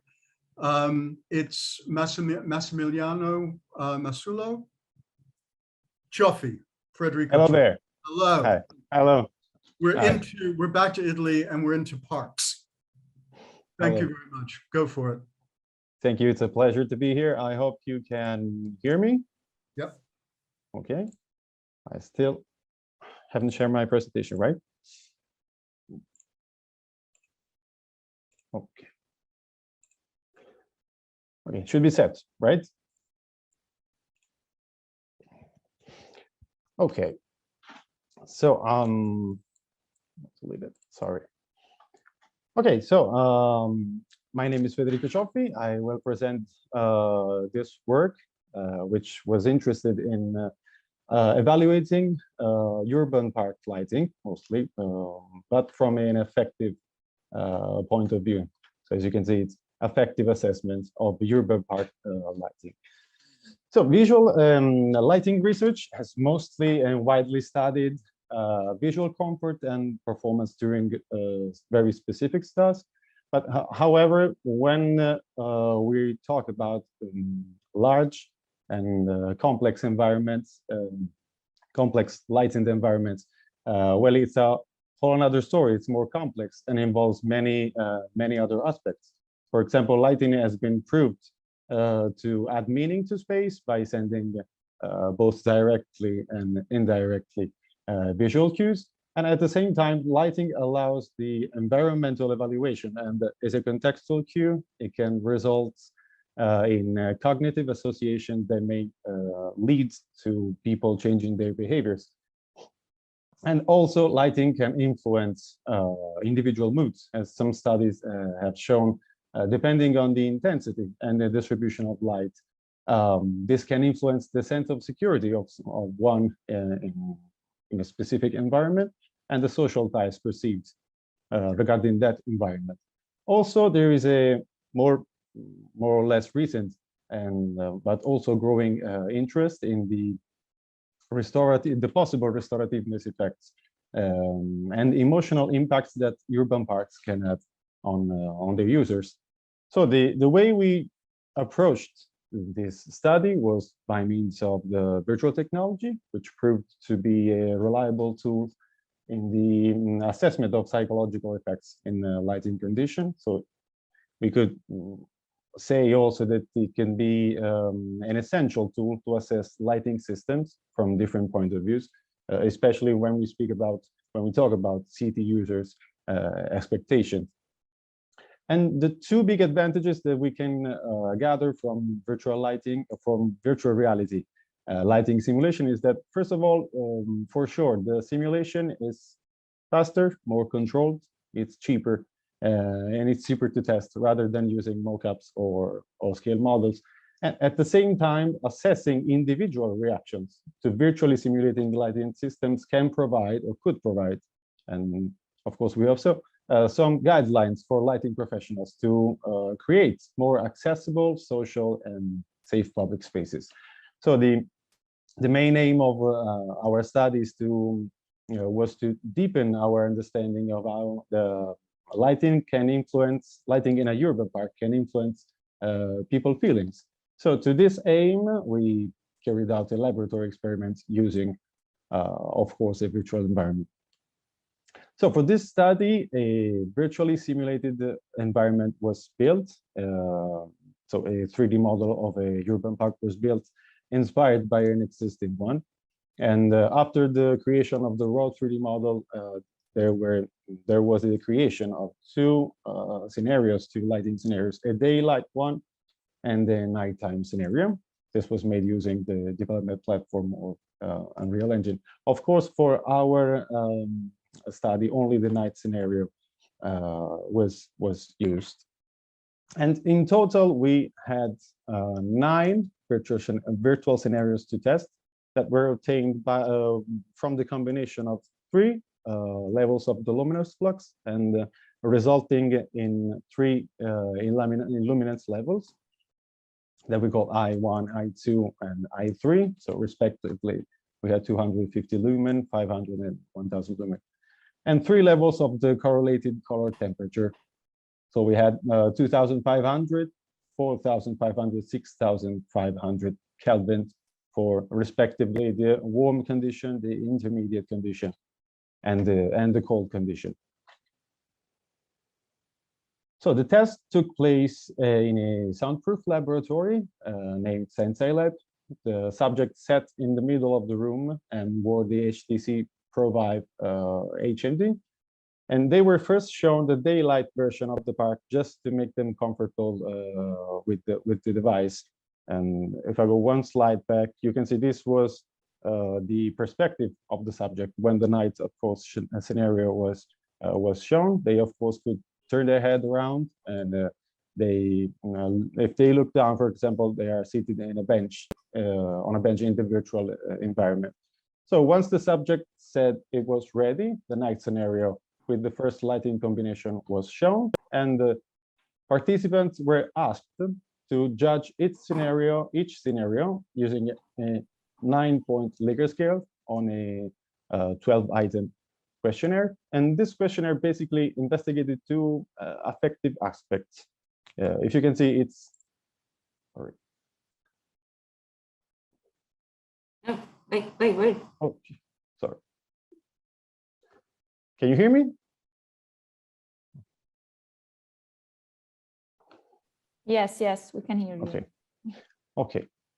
So I was saying that the questionnaire was divided in 2 main parts. The first part, the first half, investigates how the environment is perceived by the subject, whether the second half investigates how the environment makes the participant feel. It's more about the emotions evoked by the particular scenario the participants are shown.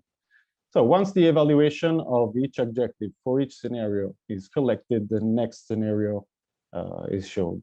And interestingly, we saw that basically for the first half of the questionnaire, illuminance had a main effect in particular in affecting the responses of the subjects in the pleasant, how much they perceived it as a pleasant place, or on the other side, it's a specularly or an unpleasant. So the lower the luminance value, the more pleasant the scenario was, the higher, of course, specularly, the higher the luminance value, the less pleasant or the more unpleasant was the scenario. Also, illuminance showed to be affecting the attractiveness versus unattractiveness of the scenario, especially on the unattractiveness one. There is also an effect of the color temperature, which is that in particular the two, the warm and the cold, let's call them the two extremes condition, were the ones who made the scenario less attractive. On the other hand, on the other half, sorry, of the questionnaire, in particular, so about the emotion, the luminance value showed to affect mostly a sense of calm in the subject, in particular, with the lowest illuminance value, whereas the higher illuminance value showed to be to make subject more nervous. And also, interestingly, the color temperature showed to be affecting the feeling of the participants to be weaker, in particular the warmer color temperature. And lastly, the happiness of the subject. It's showed to be affected by both illuminance and color temperature. So let's say the happiest one was the intermediate color temperature with the lowest, always the lowest illuminance levels. So in conclusion, urban park lighting showed to affect both the affective dimension we wanted to test. Just as a recap, I'll give you again some explanation about the results. So the overall illuminance showed to affect significantly the pleasantness versus unpleasantness perception of the urban park. And the overall luminance also significantly changed the perception of the place to be considered as more attractive. And interestingly, on the other side, the color temperature showed to have an effect in making the scenario less attractive.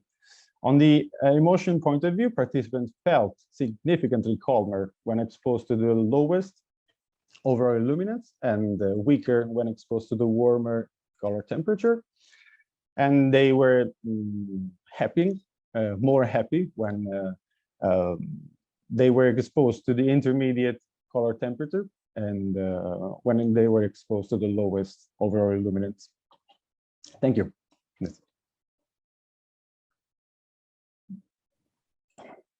Thank you. Thank you. Questions? Do I see another hand up? Yes, go for it. Hi, hello everyone. It's Elettra here. I'm actually working with Don. Hi, Federico. I have a few, one is a very stupid question, but very practical. As I'm not an academic, I'm a lighting designer. And I'm wondering why you pick up color temperature that are actually not part of the market. So on the market, we found products that are 2,700, 3,000, and 4,000.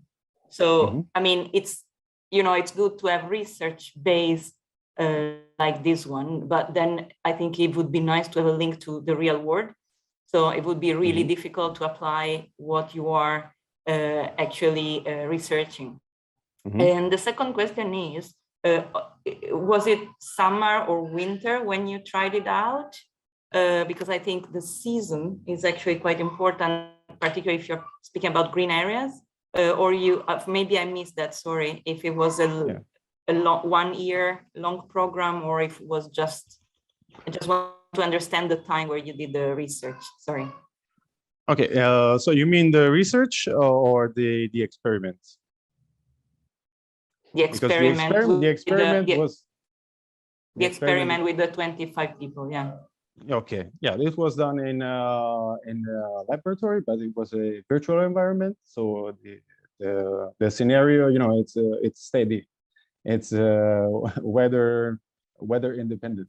The room in which it was made, it's has controlled temperature. So if that's the problem that maybe you were raising for that. For the first question about so it was not a real environment. It was actually a laboratory. Yes, it was a virtual environment. People were wearing head mounted displays, virtual reality. Okay, so they could look around, etc. It's a simulation of the environment. For your first question, we used very varying color temperature just to have a very let's say very clear in perception difference between different scenarios, just to let's say just to get our feet wet on what can be resulting from different scenarios. Yeah. Thank you. We got loads of hands raised, and I didn't note what order they're in, so I'm just going to go through the order in which they're appearing on my list. Richard. Hi there. Yeah, I'm interested in the use of the VR technology here, and perhaps I'd be interested in your comments on the capability of the VR headset to replicate the kind of dynamic range of the real world environment. I'm just thinking in one of your slides you showed a shot with the street lamp up here and the park over here. Yeah. In reality, there's a massive difference between what the intensity of the street lamp is versus the park. I'm just interested to know how that might have influenced the results. So your question is more specifically about the. It's the kind of the capability of that technology to replicate that real world in such a way that you can account for how it's seen in reality, if that makes sense. It's kind of testing the technology. Well, if I look at my screen in front of me now, it can't cope with the fact that if I display a picture of the sunny sky, the sun will just be obliterated by too much whiteness, if you like. It's that sort of thing. How's that a factor in perhaps the conclusions you made, or could you somehow find a way of removing that limitation perhaps of the technology in giving you that sense of what that space is like? Yeah, okay, I think I get the question. So basically, before the lighting condition were decided based on a CRI illuminance meter.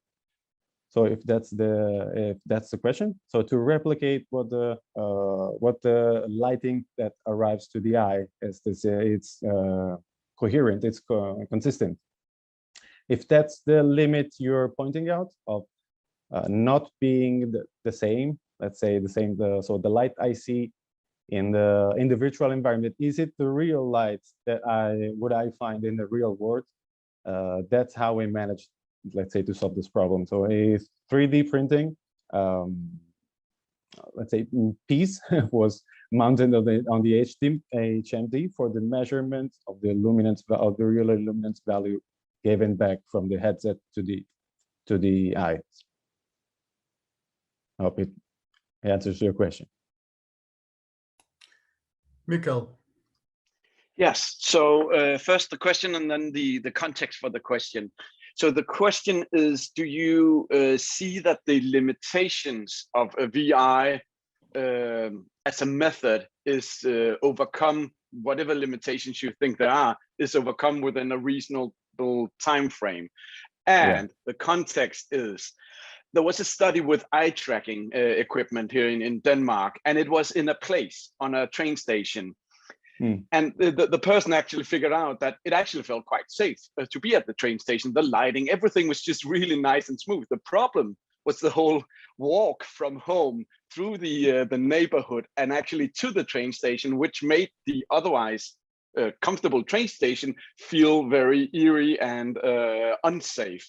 Okay. And I would say the same issue is like, even though I really like the ideas of what virtual reality can do, in your study, I would also say what a space feels like you're not just zoomed in or like transmorphed into that place. You actually have a tour you're walking before you get that sensation. I would see that as a limit. But then turning it around, what do you see as limits to this technology, and is there a way out of it? So the limit of the technology, as you said, is shrinking more and more by the day. Actually, there are new, ever new headsets that can make the environment feel even more real in respect to what it was before. But of course, the limitation is that we cannot always test all the variables that we want during experimentation, during an experimental phase. There is a long way to do, a long way to walk in that consideration. But I like your observation of the context in which the experiment is made.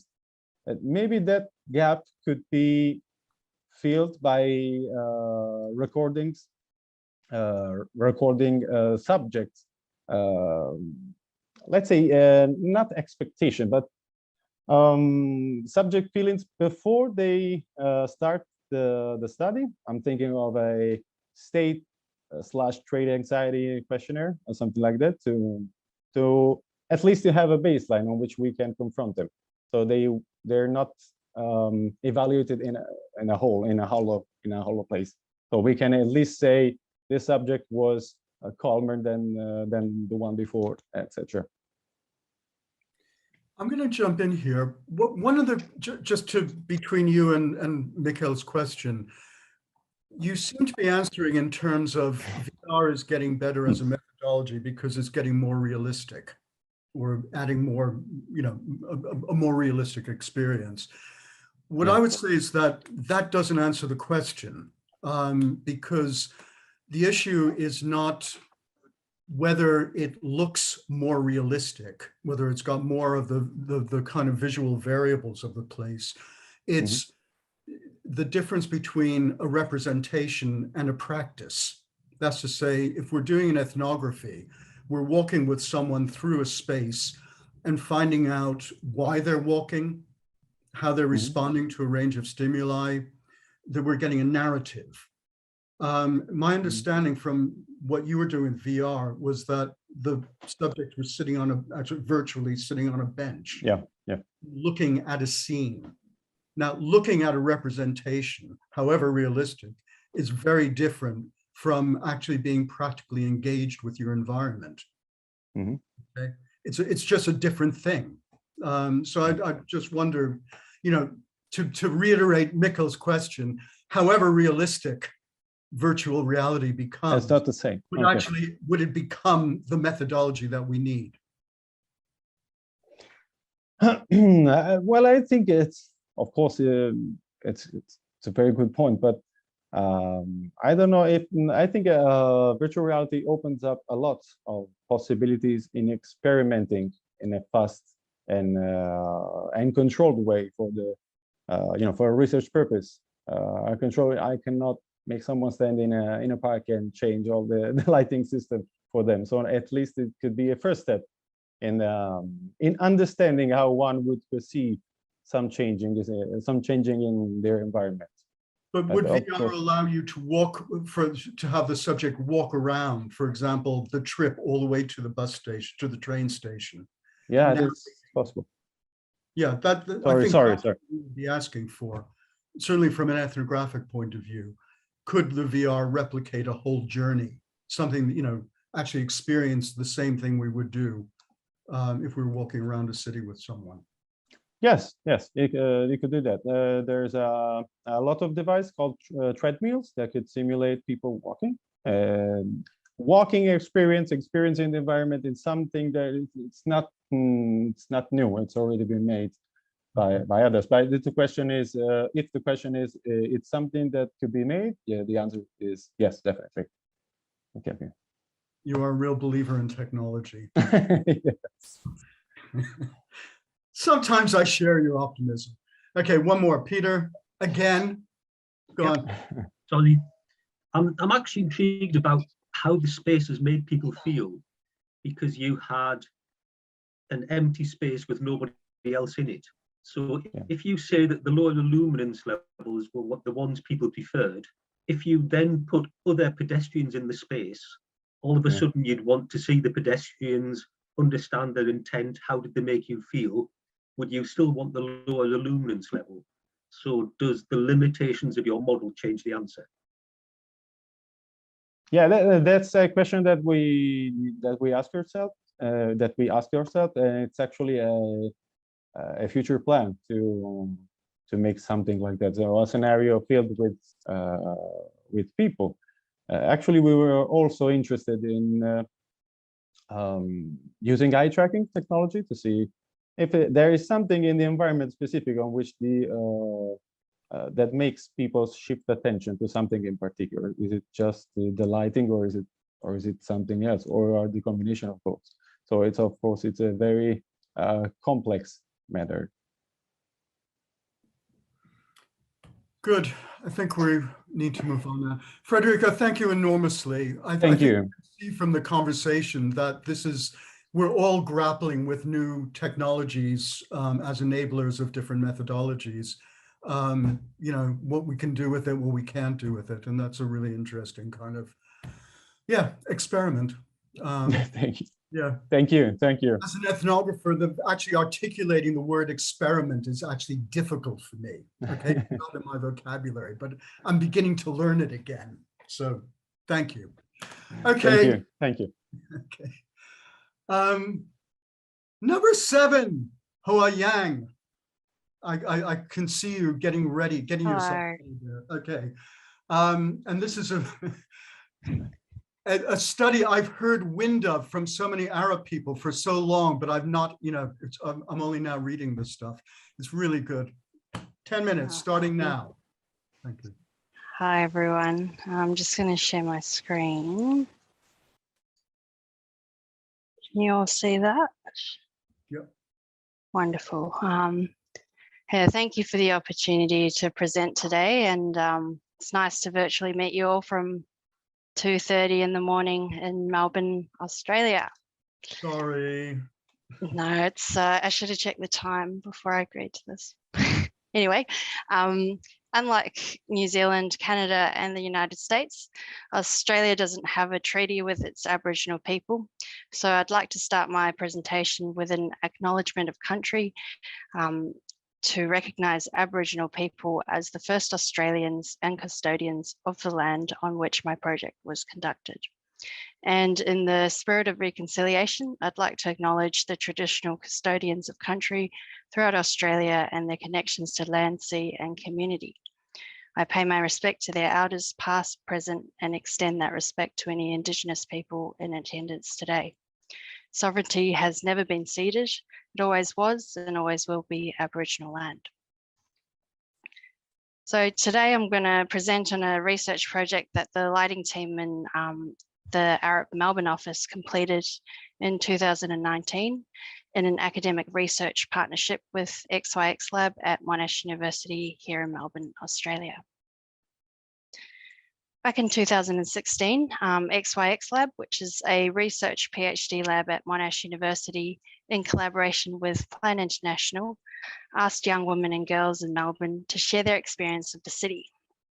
They did this through a crowdsourcing app called the Free to Be campaign, where people were able to go onto it and pin specific sites and add comments to where they experienced harassment or assault across Melbourne.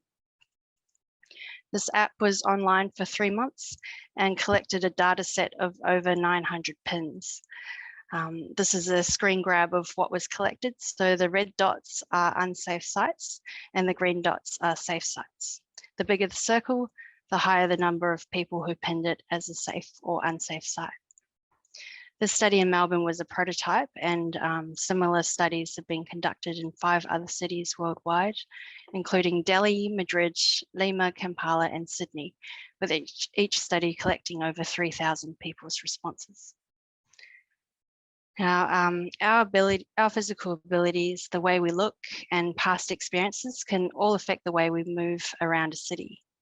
It influences whether you avoid a certain part of the city, feel comfortable using social amenities like public transport, or even leave the house after dark at all. The latest OECD study found that only 68% of the general population feel safe when walking alone at night. There are huge social and economic consequences if people don't feel safe enough to walk around alone at night. While this experience of feeling unsafe is widely known, the data set collected from the Free to Be campaign is the first time so much rich qualitative experiences have been digitally collected and linked to physical attributes to specific sites in the city. This type of crowdsourcing method offers opportunities to be more inclusive during the design process and provides a more holistic picture of marginalized experiences so that designers aren't only relying on official crime statistics or aren't going in to mitigate after something awful has happened. So when the results were released, I noticed that over 300 pins across Melbourne specifically mentioned lighting as a contributing factor to feeling safe or unsafe. The city and our experiences of public space work as a system of layers. At night, light is the one thing that allows for all of these layers to work seamlessly together by giving us vision. Considered lighting will allow us to enjoy public spaces at night, while bad lighting can make a space feel harsh and unfriendly. What we're still yet to understand as an industry is measured evidence that shows how specific elements of light make people feel how they feel when they say that it's bad or good, beyond, oh, it's just too dark or too bright. So we got in touch with XYX Lab and we're very grateful to be able to start a research collaboration with them to see if we could add some quantitative measurements to figure out a nuanced way of what it is exactly that makes women and girls feel safe or unsafe from lights in the city. We picked 84 sites where the data showed hotspots from the community feedback and also places where people specifically mentioned lighting. And over 4 weeks between 9 p.m. and 3 a.m. in the sweaty Melbourne summer, a colleague of mine and I went out and measured 26 safe spots and 58 unsafe spots. Oh, I've just got a very loud motorcycle behind me. So to put this research into context, it's vital to consider how external spaces are currently lit. So the Australian standards focus heavily on the evenness and the intensity of light falling on a surface. This is otherwise known as illuminance or lux falling onto a surface, as you can see in the image on the left. What the standards don't take into account is the human experience of how we see light, which we measured with luminance and post-processed in radiance. Our hypothesis for the research was that we would be measuring more than just illuminance to take into account the overall context of a site and include different things like road finishes, different architectural finishes, or ambient light from shop fronts, which can all add up to our perception of comfort and safety in the city.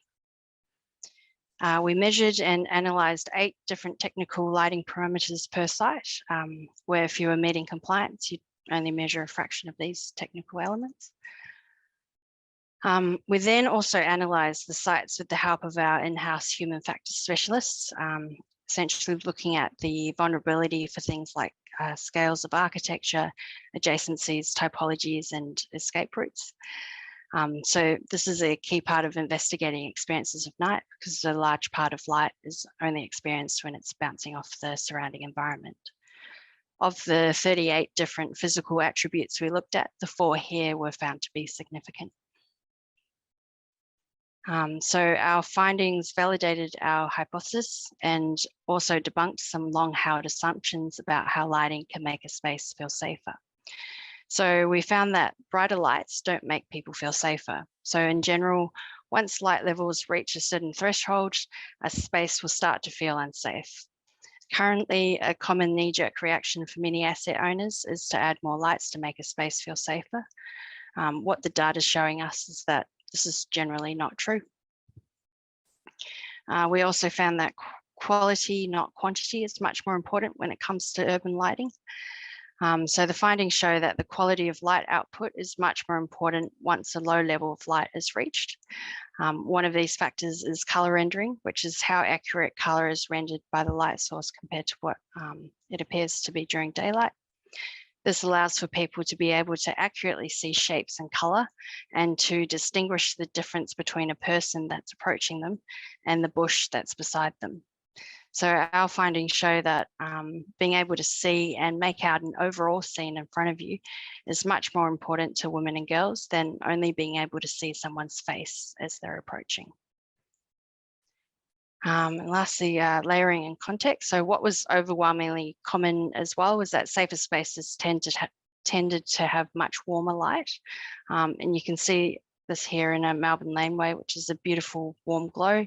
And there's a layering of shop lighting, wall lighting, and uplit focal points at the back of the laneway there.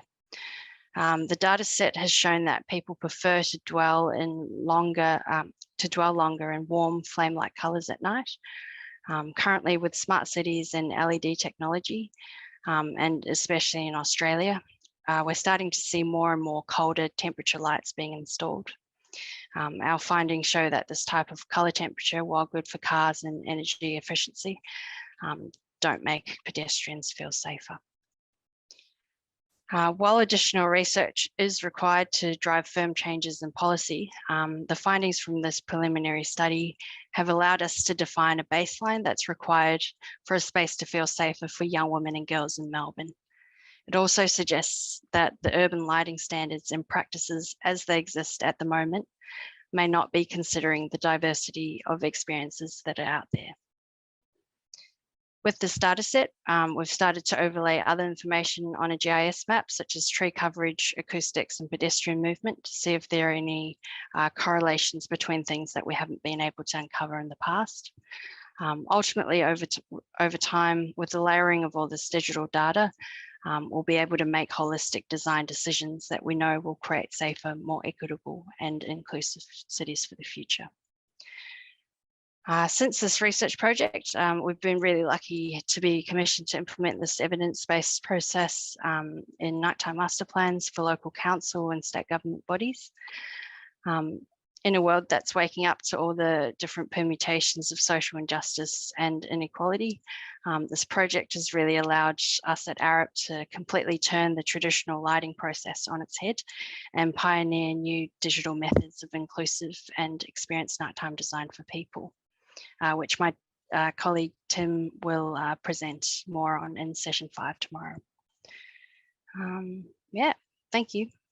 That's it from me. Thank you. Great, thank you enormously. That's absolutely bloody brilliant, actually. It also, I think, resonates with so much of the experience that a lot of people have had as researchers in this area, both from the inequality and gender side and from the more technical lighting side. It's wonderful the way it's spelled out there. Yeah, thanks enormously. I'm going to try to step back. I've got about a gazillion things I'd like to ask, but let me just throw it open to other people for our 5 minutes. Unless you're all just digesting all that. That was brilliant. Thank you. Really, really exciting paper and really exciting research. And I'm pleased to hear that you're having policy conversations. I just wondered, I mean, I've got more, that's all really what I wanted to say, but I just wondered if you're aware of the different alternative, there are similar, what we know of similar operations where people are trying to measure the parameters of light and safety. And I just wondered, get a comment about those. I mean, you're using this for the design process, but there are user-facing apps for women that do this kind of mapping and then are supposed to provide women with some kind of idea about what's safe. I just wondered if you've had any comment on those alternative, different evaluations of light, but they're in operation for users. Is that clear? Safety pin. Safety, yeah, I didn't want to name it. Sorry. There was an app called Safety Pin. Did that, I guess what we're trying to do is build a little bit more on those types of apps and bring a sort of technical element to it so that we can, as designers, specify if we are designing a new project, we can specify different things that we know, can provide those atmospheres. Those apps are really brilliant, and yeah, I'm aware of them. And it's quite nice to see different sort of permutations of those things around the world. We haven't got time to go into it, but it'd just be interesting to compare what are the parameters you're thinking as the key ones to develop that layering and that complex methodology of thinking about a space compared to other ones. So there are some comparative analysis to do between the different ways in which, how many parameters, what parameters are you seeing as important versus some of these other apps, but we don't have time to go there. Yeah, definitely. Thank you. It was really good though. I really enjoyed your paper. Thank you, yeah. Worth an investigation for sure. And probably a forum, an actual discussion, getting people together to see what features we should be looking at. So Dietrich, I think you were next. Yeah, thank you for the great presentation. But I want to raise the point that there's a difficulty of what is security. And you spoke the whole time about felt security or the sense of security. And the point is that spaces which are felt secure don't need to be really secure, and vice versa.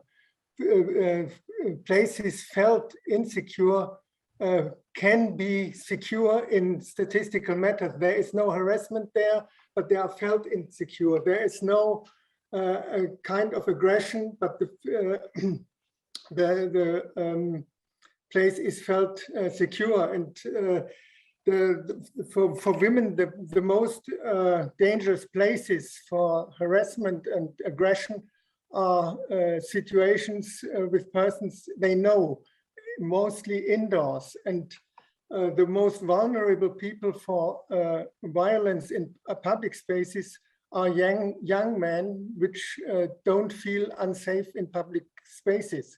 And this is a problem, how to differentiate between felt and actual or real security.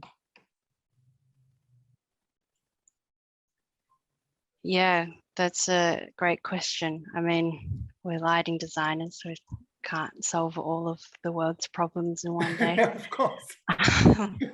But yeah, I guess with this kind of approach, it's and my colleague Tim will present a little bit more on it tomorrow.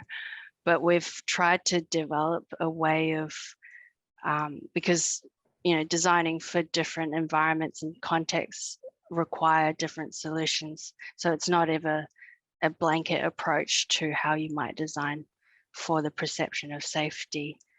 And we've focused a little bit more on how we develop the method of measuring a place and then constructing a solution for it. So that's sort of addressing a little bit your question. And the other part of real crime and perceptions of safety, there's sort of, we go by the sort of thinking that, if more and more people, especially marginalized groups, feel safer in a space, that crime tends to lessen. And yeah, that's kind of the approach that we take. Mikkel. Yeah, good. So interesting. Good to see you again. And it's so valuable, your work, and I really, really like it. So this is more, let's call it an academic reflection in a way, because this feeling of safety that you talk about, it strikes me that it is somehow a moving target in the sense that, let's say that you put in more lighting or better lighting, at a certain point in time, people will get so used to this kind of, let's call it purified space, that there are no spaces that actually kind of sticks out in a way. You're never confronted with the feeling of unsafety anywhere. And I just wonder whether we end up in what we've seen with the lighting, just to reach back to Anastasia's point in Sweden, that people want more lighting. So they are getting so used to having more lighting. My question here, and I accept that it's academic, kind of a hypothesis or reflection, is can we actually get to a point where we no longer can make people feel safe because we've kind of purified everything? There's not a single nook or cranny that's not already flooded with aesthetic lighting or safety light or whatever it is. Does that make sense, that seeing the feeling of safety as a moving target we'll never get there? Yeah, that's what scares me a little bit with this work as well.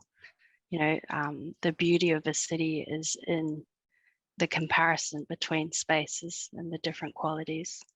So if every space was safe by this standard, what happens to the meaning of safety? And kind of the context of it is also more sensuous in the sense that we talk about light here, but see what has happened with the sense of smell, for instance, as well with the smoke ban. Many places people are not so used to being confronted with smoke in a bar that all of a sudden just the minor cigarette becomes something like a big issue compared to back in the days where you would sit in a bar with smoke all over the place. I just question whether the same is happening with lighting when we make so excellent lighting that many of you lighting designers are able to do. And it is actually really interesting because when we speak to our colleagues in Singapore or Hong Kong, they don't talk about urban lighting in terms of safety at all, because from culturally it doesn't exist as a within their nighttime culture. So it would just, I think, yeah, it's fascinating. Letra.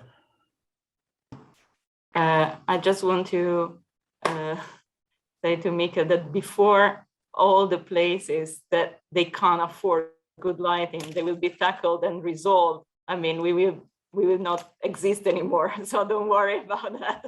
I think there will still be unsafe place on Earth for a long time, because the problem is that where it's really unsafe, a lot of council or cities cannot afford to redo anything. So no worries about that. Yeah, also a large part of it is society, right? So how long do we have to wait for society to change? Yeah. As you said before, lighting is not going to solve the problems of the world. I'd just like to take up one thing that you were saying there, in that interchange. You know, it's really important, particularly from a Northern European and Western view, to be very, very clear about the history of light and safety, and why it is that we've been entirely focused on a very narrow definition of safety and security, actually, which comes out, you know, for several centuries now in Europe, certainly, which is very much focused on public order and safety from vehicles, rather than being a broader kind of debate about, you know, what should night feel like to different kinds of people. So, I mean, you know, the very kind of focus and fixation, you know, I'm going to give an optimistic interpretation of Mikkel's question, which is, oh God, I can't wait to get over the damn safety issue and think about urban space in more exciting ways. And how many times, from whatever kind of professional position as lighting related people, you know, when we're involved in stuff, you know, it always just keeps coming down to either how much does it cost, or can I tell my constituents that it's going to reduce crime? I mean, city life has got to be a bit more than that for all kinds of people. Anyway, that's my rant. So, thank you very much. That was absolutely wonderful. Thank you. It deserves another session, actually. But we're on in the classic phrase, last but not least, Richard, who has patiently waited to turn to a different aspect of city life, which is regeneration and economic recovery. So, Richard, over to you. Mute. Unmute. I think when I went to share, it must have then blocked me out again because I had done that first off. Okay, hopefully you can see the screen now and the slides. All good to go? In here, yep. Great, Good. marvelous. Okay, so this paper was co-authored by myself and Betty Alamello as well, and the objective here was to evidence the role of lighting in regeneration and recovery. Even before the current pandemic, our town centres were struggling, and lighting designers, so we're very aware that half our lives are in darkness, yet the lighting in our towns often addresses functional needs rather than human-centric needs. But it serves a very useful purpose, engaging communities and supporting well-being. However, we found there was little social economic data available to back up the story. So we engaged with our economists and city planners to gather evidence and document some examples. So just sort of outline what I'm going to go through here. We'll look at first at the context, the focus shifting from cities and how lighting can support recovery. We look at the challenges faced by our town centres, and then we look at some case studies to evidence this value of lighting and the opportunities it can create. And finally, the paper looks at a framework to help build a business case, and you can get the whole thing from arup.com.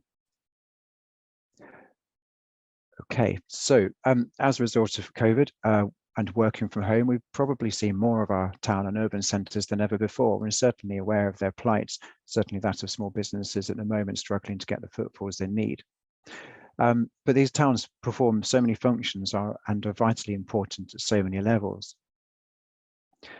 Footfall in the cities has been heavily affected by the pandemic. However, high streets and town centres have seen an increase in activity due to the working at home and the shifting of the demographic maps away from the cities to the more local centres. People have enjoyed that doorstep convenience, and that in itself can help contribute to the town's vitality and local prosperity. So it's time to rethink how our town centres work beyond the day-to-day convenience, not shutting up shop at 5:30, because the night economy will be vital in their survival in the future. So now we need to support those high street entrepreneurs and provide culture, leisure and other activities. So nighttime design needs to support this adaptation. The world continues to grapple with the implications of COVID, and in 2020 we saw the initial rapid response, closed streets for social distancing, wider cycle lanes, and all sorts of interventions like that. But the damage to the economy is now evident. But as we hopefully emerge, authorities are thinking about how their towns can recover. But sadly, urban areas are not always optimized for human activity after dark. The lighting can often be focused on illumination targets for vehicle traffic and less so on the needs of the community, people, society, and we talked about safety, of course, just a moment ago with her. Lighting needs to focus on our visual needs to fully interpret the scene. It has the power to change the way we perceive a place, to make it safer, more attractive, and more inclusive. Lighting can have a pivotal role in revitalising the high streets, enhancing attractiveness, improving perception of safety and quality, and ultimately it can increase footfall, dwell time and spend. And lighting interventions can be meanwhile. They don't necessarily have to be major cost interventions. Light art can work as a catalyst to rekindle interest in an urban centre, or it can create a performance space for community or professional use. All this facilitates human connections, ownership and community resilience. Longer-term plans can develop these ideas into permanent features, promoting sustained economic and social benefits, both in the daytime and after dusk. So now is the time and the opportunity to be brave, to experiment and to learn. As we emerge from the COVID pandemic, hopefully, our nighttime trends may change. We may alter our habitual social timings as businesses increase flexible and home working options. We have to overcome our perceptions of safety versus the fear of the pandemic and feel welcome when we arrive in the town centre during the day and night. Only then will we feel comfortable to dwell and support our nighttime economies. So this research aims to guide town investments towards encouraging economic and social activity in a safe manner and using lighting as that key resource. We found the impact of lighting was multifaceted. Firstly, direct impact is the money spent by visitors, perhaps in bars and shops due to an intervention. There's indirect impact, the money then spent by in the supply chain. And finally, induced impact. So that's the money then spent by the supply chain back into the local economy. And notably, in the case of the Riverside Festival in California, the indirect and induced impacts amounted to an additional 30% of the total immediately observable income from that event. But beyond those economic benefits, the good design of the nighttime must help support that sustainable development. We should be aiming for nighttime environments that are more than just functional. They need to support well-being, social activity for all, growth, employment, environmental sensitivities, and that responsible use of modern technology. Partnerships are key to these goals being realized, and the development of a successful nighttime strategy will be dependent on private and public collaboration. So just to look at some of the challenges we considered. We identified 9 challenges faced by many town centres and researched some examples of how lighting helped to address these challenges. We looked for the outcomes from a selection of case studies in social and economic terms to help understand the value of lighting.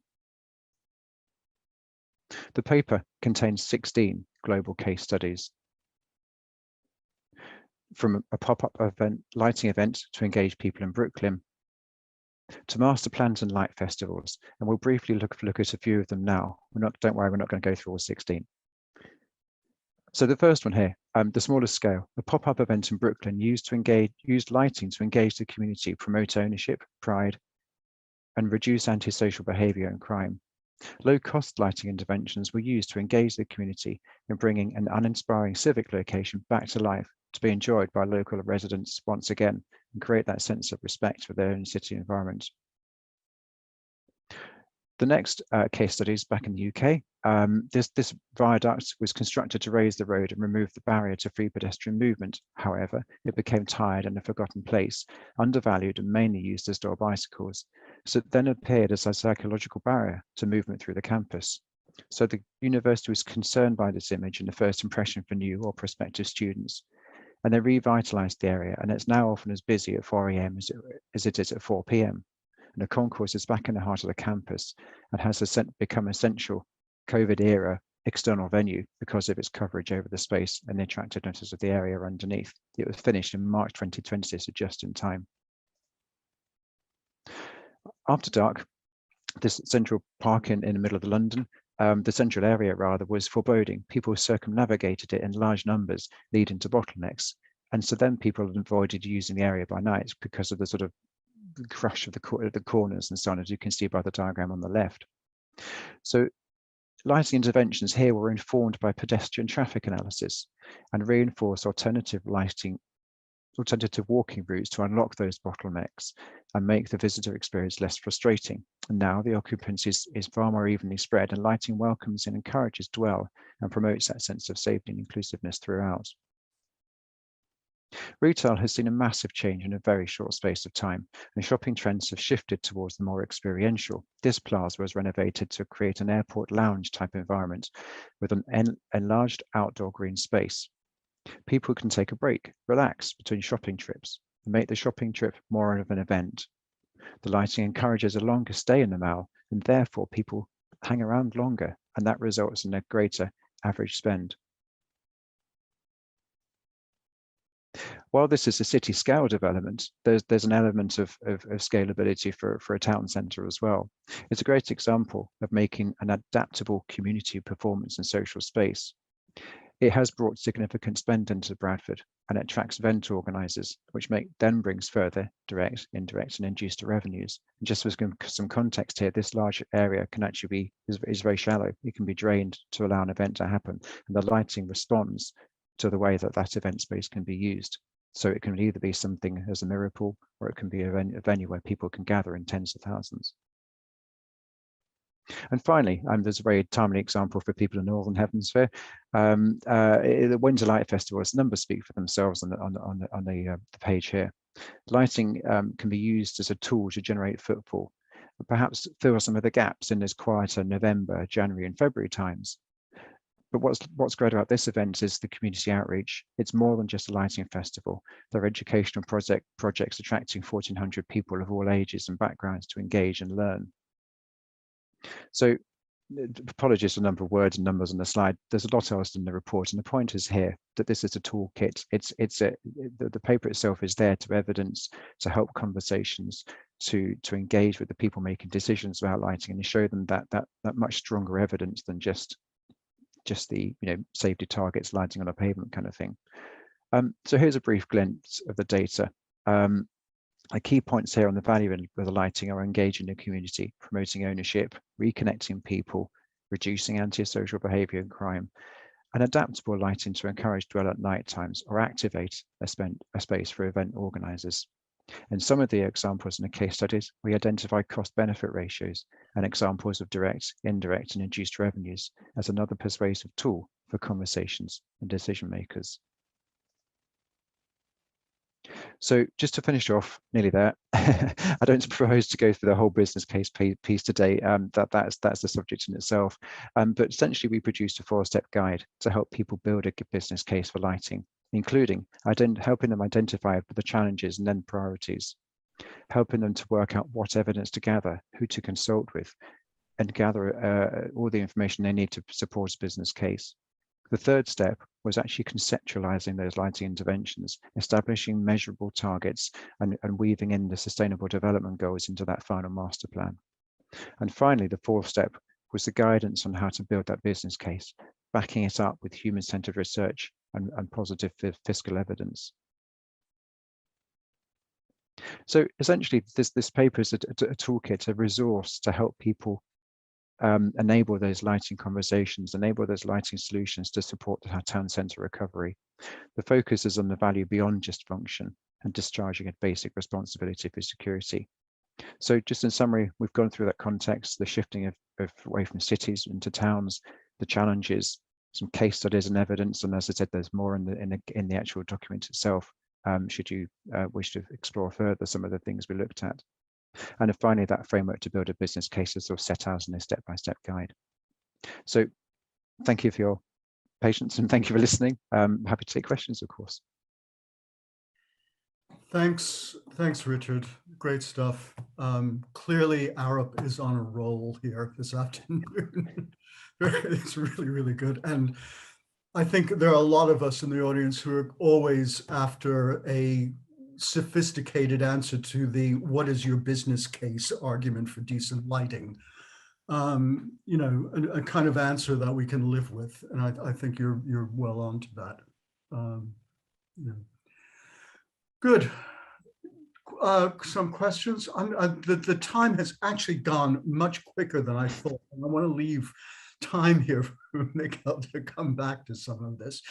But any quick questions that people want to raise, specifically for Richard? I hate to do this. I really want to give Mikhail the time. Okay, so thank you, and I will be downloading that report this evening. I'll put a link in the chat if that's okay. Yeah, that'd be great. Yeah. Thank you. Okay, for the last 15, 20 minutes, Mikhail and I have had a bit of back chat about this. We've certainly got a few questions to raise. Just to say, Mikhail, did you want to make any general comments first, or should we launch into what we were just discussing? General, super interesting, and I think we'll get back to some of the discussions because there's such a breadth between those papers, and some of them are methodological and some of them are what they are aiming at showing, and I hope we can get back to that as well. But I just wanted to say I really enjoyed the papers and the approach that we've seen. Good. One of the questions that we wanted to start with, and certainly exercised the two of us for many years in this area, but it's really come out this afternoon, are questions of methodology. I mean, there's so many different approaches here. And methodology is being used to an incredible different number of ends, I think, as well. One thing that keeps coming up are questions of measurement, for example, in Richard's paper. But all kinds of notions about how do you actually measure light? What does it mean? What does it mean to measure impacts, to identify impacts, and so on. Anyway, methodology. Yeah. And I've got to say, the one is an anthropologist and the other is sociologist. We're very committed ethnographers. So we're coming from a very particular angle. Yeah, bear with us for just a second. I'm used to 13 months in a Jordanian village looking at people, and I accept that's not the premise of most. That was also why I perhaps didn't want to ask Richard a question, because in a way he kind of illustrated that link between the methodology or measurements and then the selling or the business case. So to what degree are what we are doing a question of knowledge production and saying, this is what we know, like truly know about this place, and to what degree does that knowledge transfer into something that is a business case? And as it is now, at least here in Denmark, and I expect that many places, it is what counts that matters. We actually have the head of the Architecture Association coming out saying that everything that matters can be counted. So if that's the starting point, I can see why certain methods are used. And I think it was really interesting to see the breadth of methods, some of them deliberately aimed at counting things, but that also produces a certain kind of knowledge. In the same way, the work that we do, where we go out and interview and so on, is also producing a kind of knowledge, but it's not perhaps measurable, and it's not perhaps as sellable as other methods. So I think when we talk about methods and we talk about lighting, it is about saying, so what do we need it for? And one of the things is that measurements are just simply useful in terms of these getting things done, or the kind of business case of it. And perhaps that's one of the reasons why I liked Hoa's presentation so much, because she was actually able to kind of bridge the gap between these kind of methods, both using the qualitative and the quantitative at the same time. And I think, and that's also why I took up the virtual reality. I'm not as scared about virtual reality as you may be, Don, but I think there's just a recognition. There's a recognition of the limits to it, and the same with many other things. I've started, actually, believe it or not, I got funding for eye tracking glasses and heart rate monitors and galvanic skin response as a tool that includes, not for the sake of the measurements, but for the sake of doing interviews and seeing or revisiting those recordings, and then getting the qualitative data out of it in combination with the quantitative data. And I think there's an element of us, perhaps those who are kind of bridging between the purely academic side and then the more practical side, kind of need to embrace that kind of methodological not promiscuity, but kind of ability to use different methods. And to be honest, and this is where I turned to one of my kind of the key things in all the years that I've been working with lighting and social approaches to lighting, is the profound lack of let's call it accountability or responsibility when it comes to architecture. So to make an analogy, if it had been a disease, what we have is that we have an area and we have an idea that there's a lot of crime. And quite often, without asking the people living there, asking the elders how they feel and so on, there's a architecture or design intervention, and afterwards, 2 years after, there's a PO, a post-occupational evaluation, stating whether the technical solutions actually work. But there's not very often, or at least it's not institutionalized, the idea of going out and saying, so what do the elders actually think here? 2 years after or 3 years after. And I've been kind of wondering why that is. Why is it that we don't automatically have a whatever anthropologist going out just before on the or whoever on these light walks, for instance, and have those kind of discussions, seeing whether the elders like to walk in the heritage place that we saw in Italy, for instance. What do the elders actually believe? And then after the intervention, not just a week after, but 2 years, 5 years after, actually having allotted money for it. Had it been a case of disease, we would have asked the patient, how do you feel? Instead of just prescribing a drug.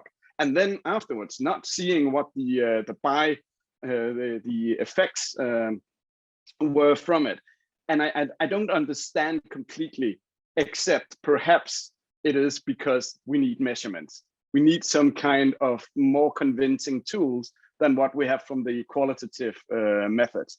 And that is perhaps it's me just not being convinced that the social sciences have delivered all the answers, even though we might think that we give them the answers. So if we take Anastasia's Stockholm example, you didn't like the Jan Gehl kind of style approach about behavior, like mapping it. And we did the same in the same place and other places in Stockholm. But in a way, it is kind of convincing. But I would also say it's actually perhaps the interview afterwards that picks on two people who have walked in the same speed, perhaps, and then saying, so what did that feel like? And especially because at least my starting point is that lighting is not about vision. It's about feeling. It's about feeling safe. It's about feeling the calmness of a place more than necessarily the ability just to see whether something is there. I would go much more into that whole atmospheric side of it. So we light for a certain kind of atmosphere, whatever pleasant or unpleasant it then may be. So basically, when we talk about, just to round up your one question there, just to say, when we talk about methods, I don't think there's one method that we can use, but we need to combine them. But we also need to realize that in order to sell, so the kind of business case, we can't just rely on interviews and those kind of things. We need a bit more, and unless we actively try to deal more with innovative methods of getting those qualitative data, I think we still have a long fight ahead. So I actually, and that's why I really encourage work like the one Hoa did and others here as well, where they try to combine these different knowledge producing methods. I just want to agree with you almost entirely, but put it slightly in terms of what we all experienced in the plenary session this morning, which is one version of measurement, which is a hard science version, which is seeking absolutely clear and universal causal relations. And what Lucy was proposing in terms of design, which is highly eclectic, doesn't actually rule out any particular methods and could be combined with anything. And it's kind of open to all that kind of, the language of experimentation and a whole range of things. I mean, just to give this particular project a bit of a plug, it's both challenging and really interesting. As an ethnographer working with hardcore chronobiologists, it's like, and I think I am agreeing with you. We need all of that in order to understand light and lighting, which is something which is a physical experience, a social experience, a physical experience in terms of physics, all of a material experience. And they are interdependent. I know when I'm working on a site, my interview with someone is great, but I need to know how general that is. This is one woman I'm talking to. What about other women of different ages or ethnicities or whatever? And I need some numbers. I need to talk to more.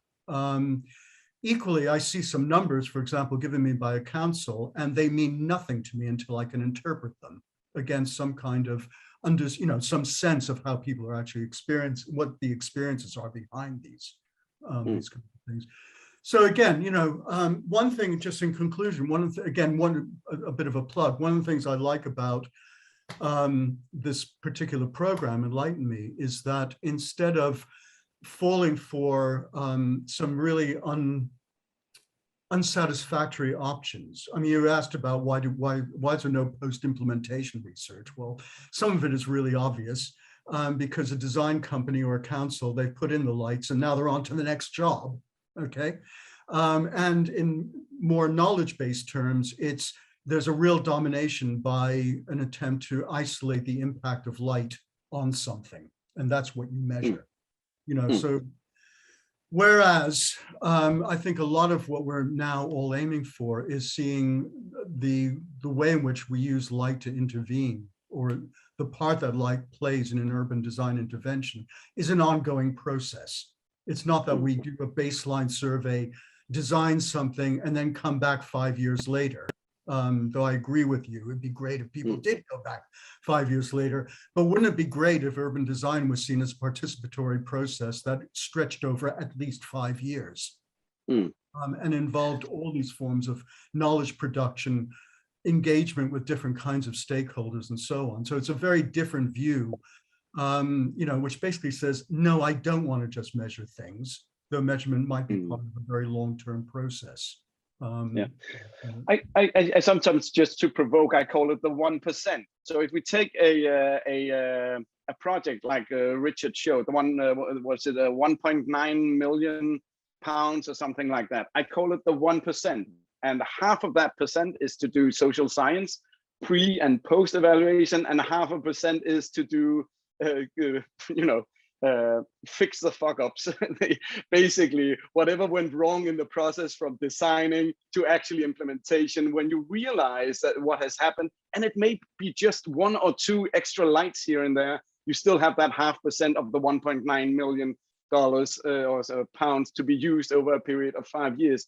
This is just a matter of legislation, you could say, in a sense. It's just a matter of saying, whenever you do a project, it needs to have a pre and a post, in the same way as we do with medicine. I mean, you cannot just give a pill without diagnosing, and you cannot just say, oh, I won't see you again if it still hurts in a way. So I know it's of course a provocation, and I know the practicalities are difficult, but there is that element in it as well. Okay. By the schedule, we've only got about 5 minutes left. There was one other question I'd like to get a response to. I mean, I've got a list of them here, but one of them, all the papers were really effective, I think, in just making the whole issue of urban lighting more complicated and more difficult, which is actually what it should be, okay? And most of us are actually battling in our professional lives is the simplification of light and its presence in social spaces. So a lot of the papers, certainly, going back to the beginning to Dietrich and sorry, I'm lost names now. Just the number of properties that light has that need to be taken into account, and its interaction with all the different materials on a street, let alone over time and with different kinds of people. So the complexity of light in social space, and then the complexity of people and the kinds of people that we actually have to take into account because it's their space. I think the question I've got is really, again, people like, academics like Mikkel and I as well are there to, to just keep forcing that complexity onto people. But then designers and policymakers and so on actually have to make a space. Isn't one of the main questions, one of the main issues we're all facing in this kind of work? How do you design a street, including its light, in a way that actually is up to all the potentials opened by light, and is in some way a space that so many different kinds of people with often very conflicting needs and interests can all inhabit. Mm. That's And what puts my head in anyway. So. Yeah, the question is whether that's utopic, that everyone will like a place, because I don't think that will necessarily. It may be that some places it works that way. I mean, in a way, I actually quite like the first presentation by Antonella and Dietrich. This sense that light is not just a right, but it's also a way of addressing the ethics of designing for humans, and the notion of seeing, instead of, I mean, just being ready for the radical otherness of the users of the space. So instead of saying we start off with an able human, we start off with saying, so what would it be like if you're in a wheelchair, or if you're old, or if you're whatever, instead of having that as the final part of it. And so I think it's really fruitful that we are beginning to take those steps of recognizing the radical otherness of the user, rather than just saying, okay, we'll talk to 10 people and there you go, here it is. If I can say, we accidentally had an interview on a project that I'm doing, where we met up. Go on, sorry. where we met up with a person who identified herself or themselves as gender fluid, and their version of the city was just really super interesting. And we may not be able to kind of accommodate for children, for elders, and so on, but just the openness in making the decision, so it's not unconscious that we design in those ways, may actually be a very important step forward. And another thing in that project was exactly also that they we could be counting a lot of people and placing and places were kind of defined by see how successful we have been in attracting so and so many people. But quite often when we talk to people, they also like a place where they can just sit and contemplate on their heart sorrows and those kind of places. So actually we found people sitting in the most obscure places where with no lighting or anything, but they just like to come there every night to get some calm away from the department and kids and dogs, and not down where everyone is walking around, but just the possibility of being alone in the city was actually something they cherished. And that's the kind of, you could potentially design for it. I'm not against that, but I just find it fascinating that people will find their spaces for this in other ways, if not so. So, I mean, I guess what I'm saying is, I think it's utopic to believe that we can accommodate everyone. There will always be someone who don't like that idea, whether it's a claustrophobic person or, sorry, agoraphobic person or whatever it is. There will always be some who don't like it. But I think just opening up the discussion and starting with an acceptance of the radical otherness of other people would be a very good starting point, I find, at least. But I'm also an academic and not a designer, so I think the designers are aware of this. Yeah, but I'd like to go back to that very vivid example of someone actually wanting to be in a quiet, dark space. I think goes back to a fundamental contribution that, for example, sociology and anthropology can make, and what we actually mean by social lighting. What do people mean by things like conviviality, or being sociable, or being peaceful? Again, there's always the question of what does it mean to feel safe or secure, which means very radically different things to different kinds of people. So when we're looking at the kind of, I think you're right, radical otherness of people with whom we share space, it's not just do they like this space or that kind of thing. It's what do they mean by some of the fundamental experiences of social life.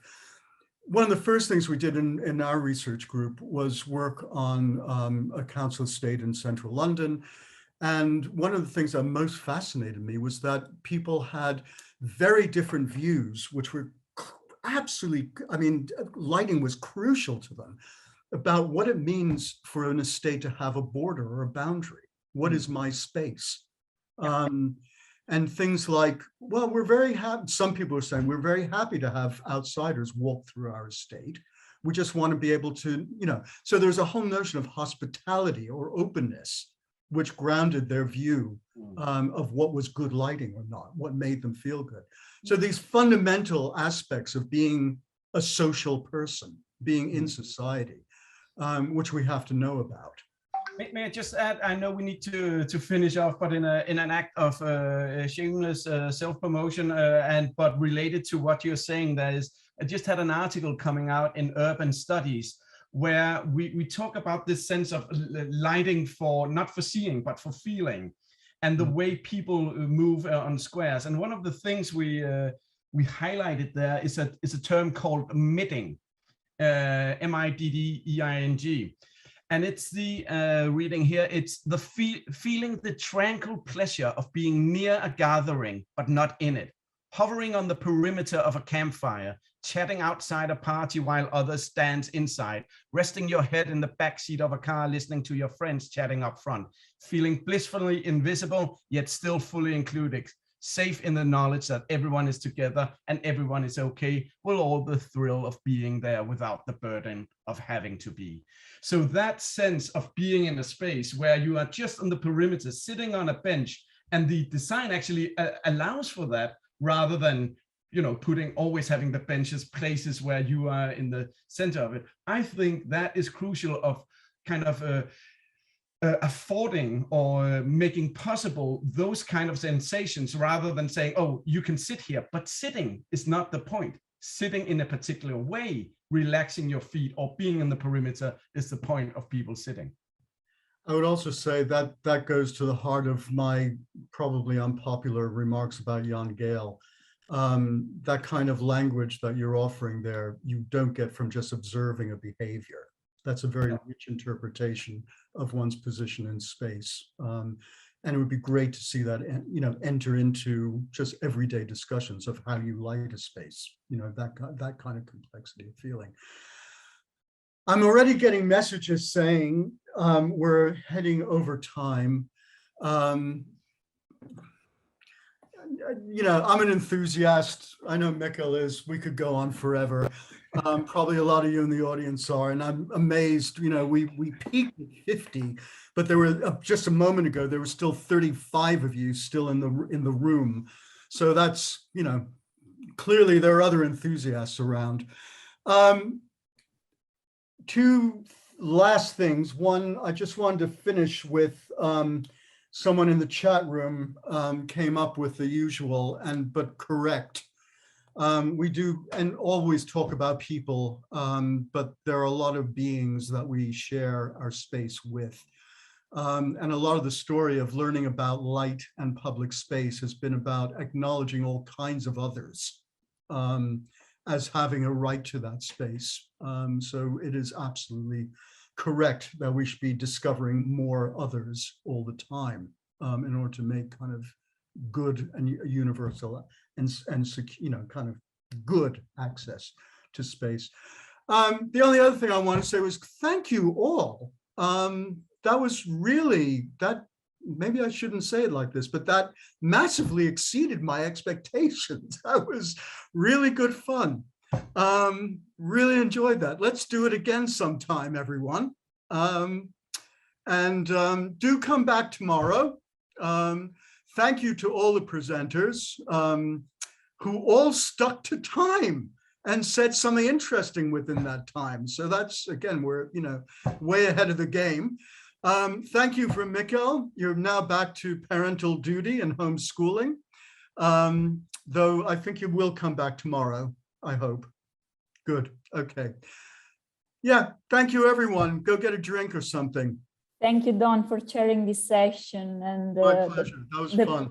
The plenary, and thank you all for the presentation. They were all great. Thank you very much. And of course, we will see in the plenary session of tomorrow, 3:30 p.m. Central Europe time. And you will find all the links on the website.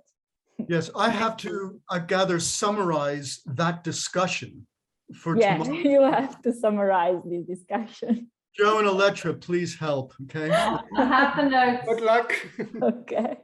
Thank you. See you tomorrow. Bye. Thank you. Thank you very much. Bye bye. Here.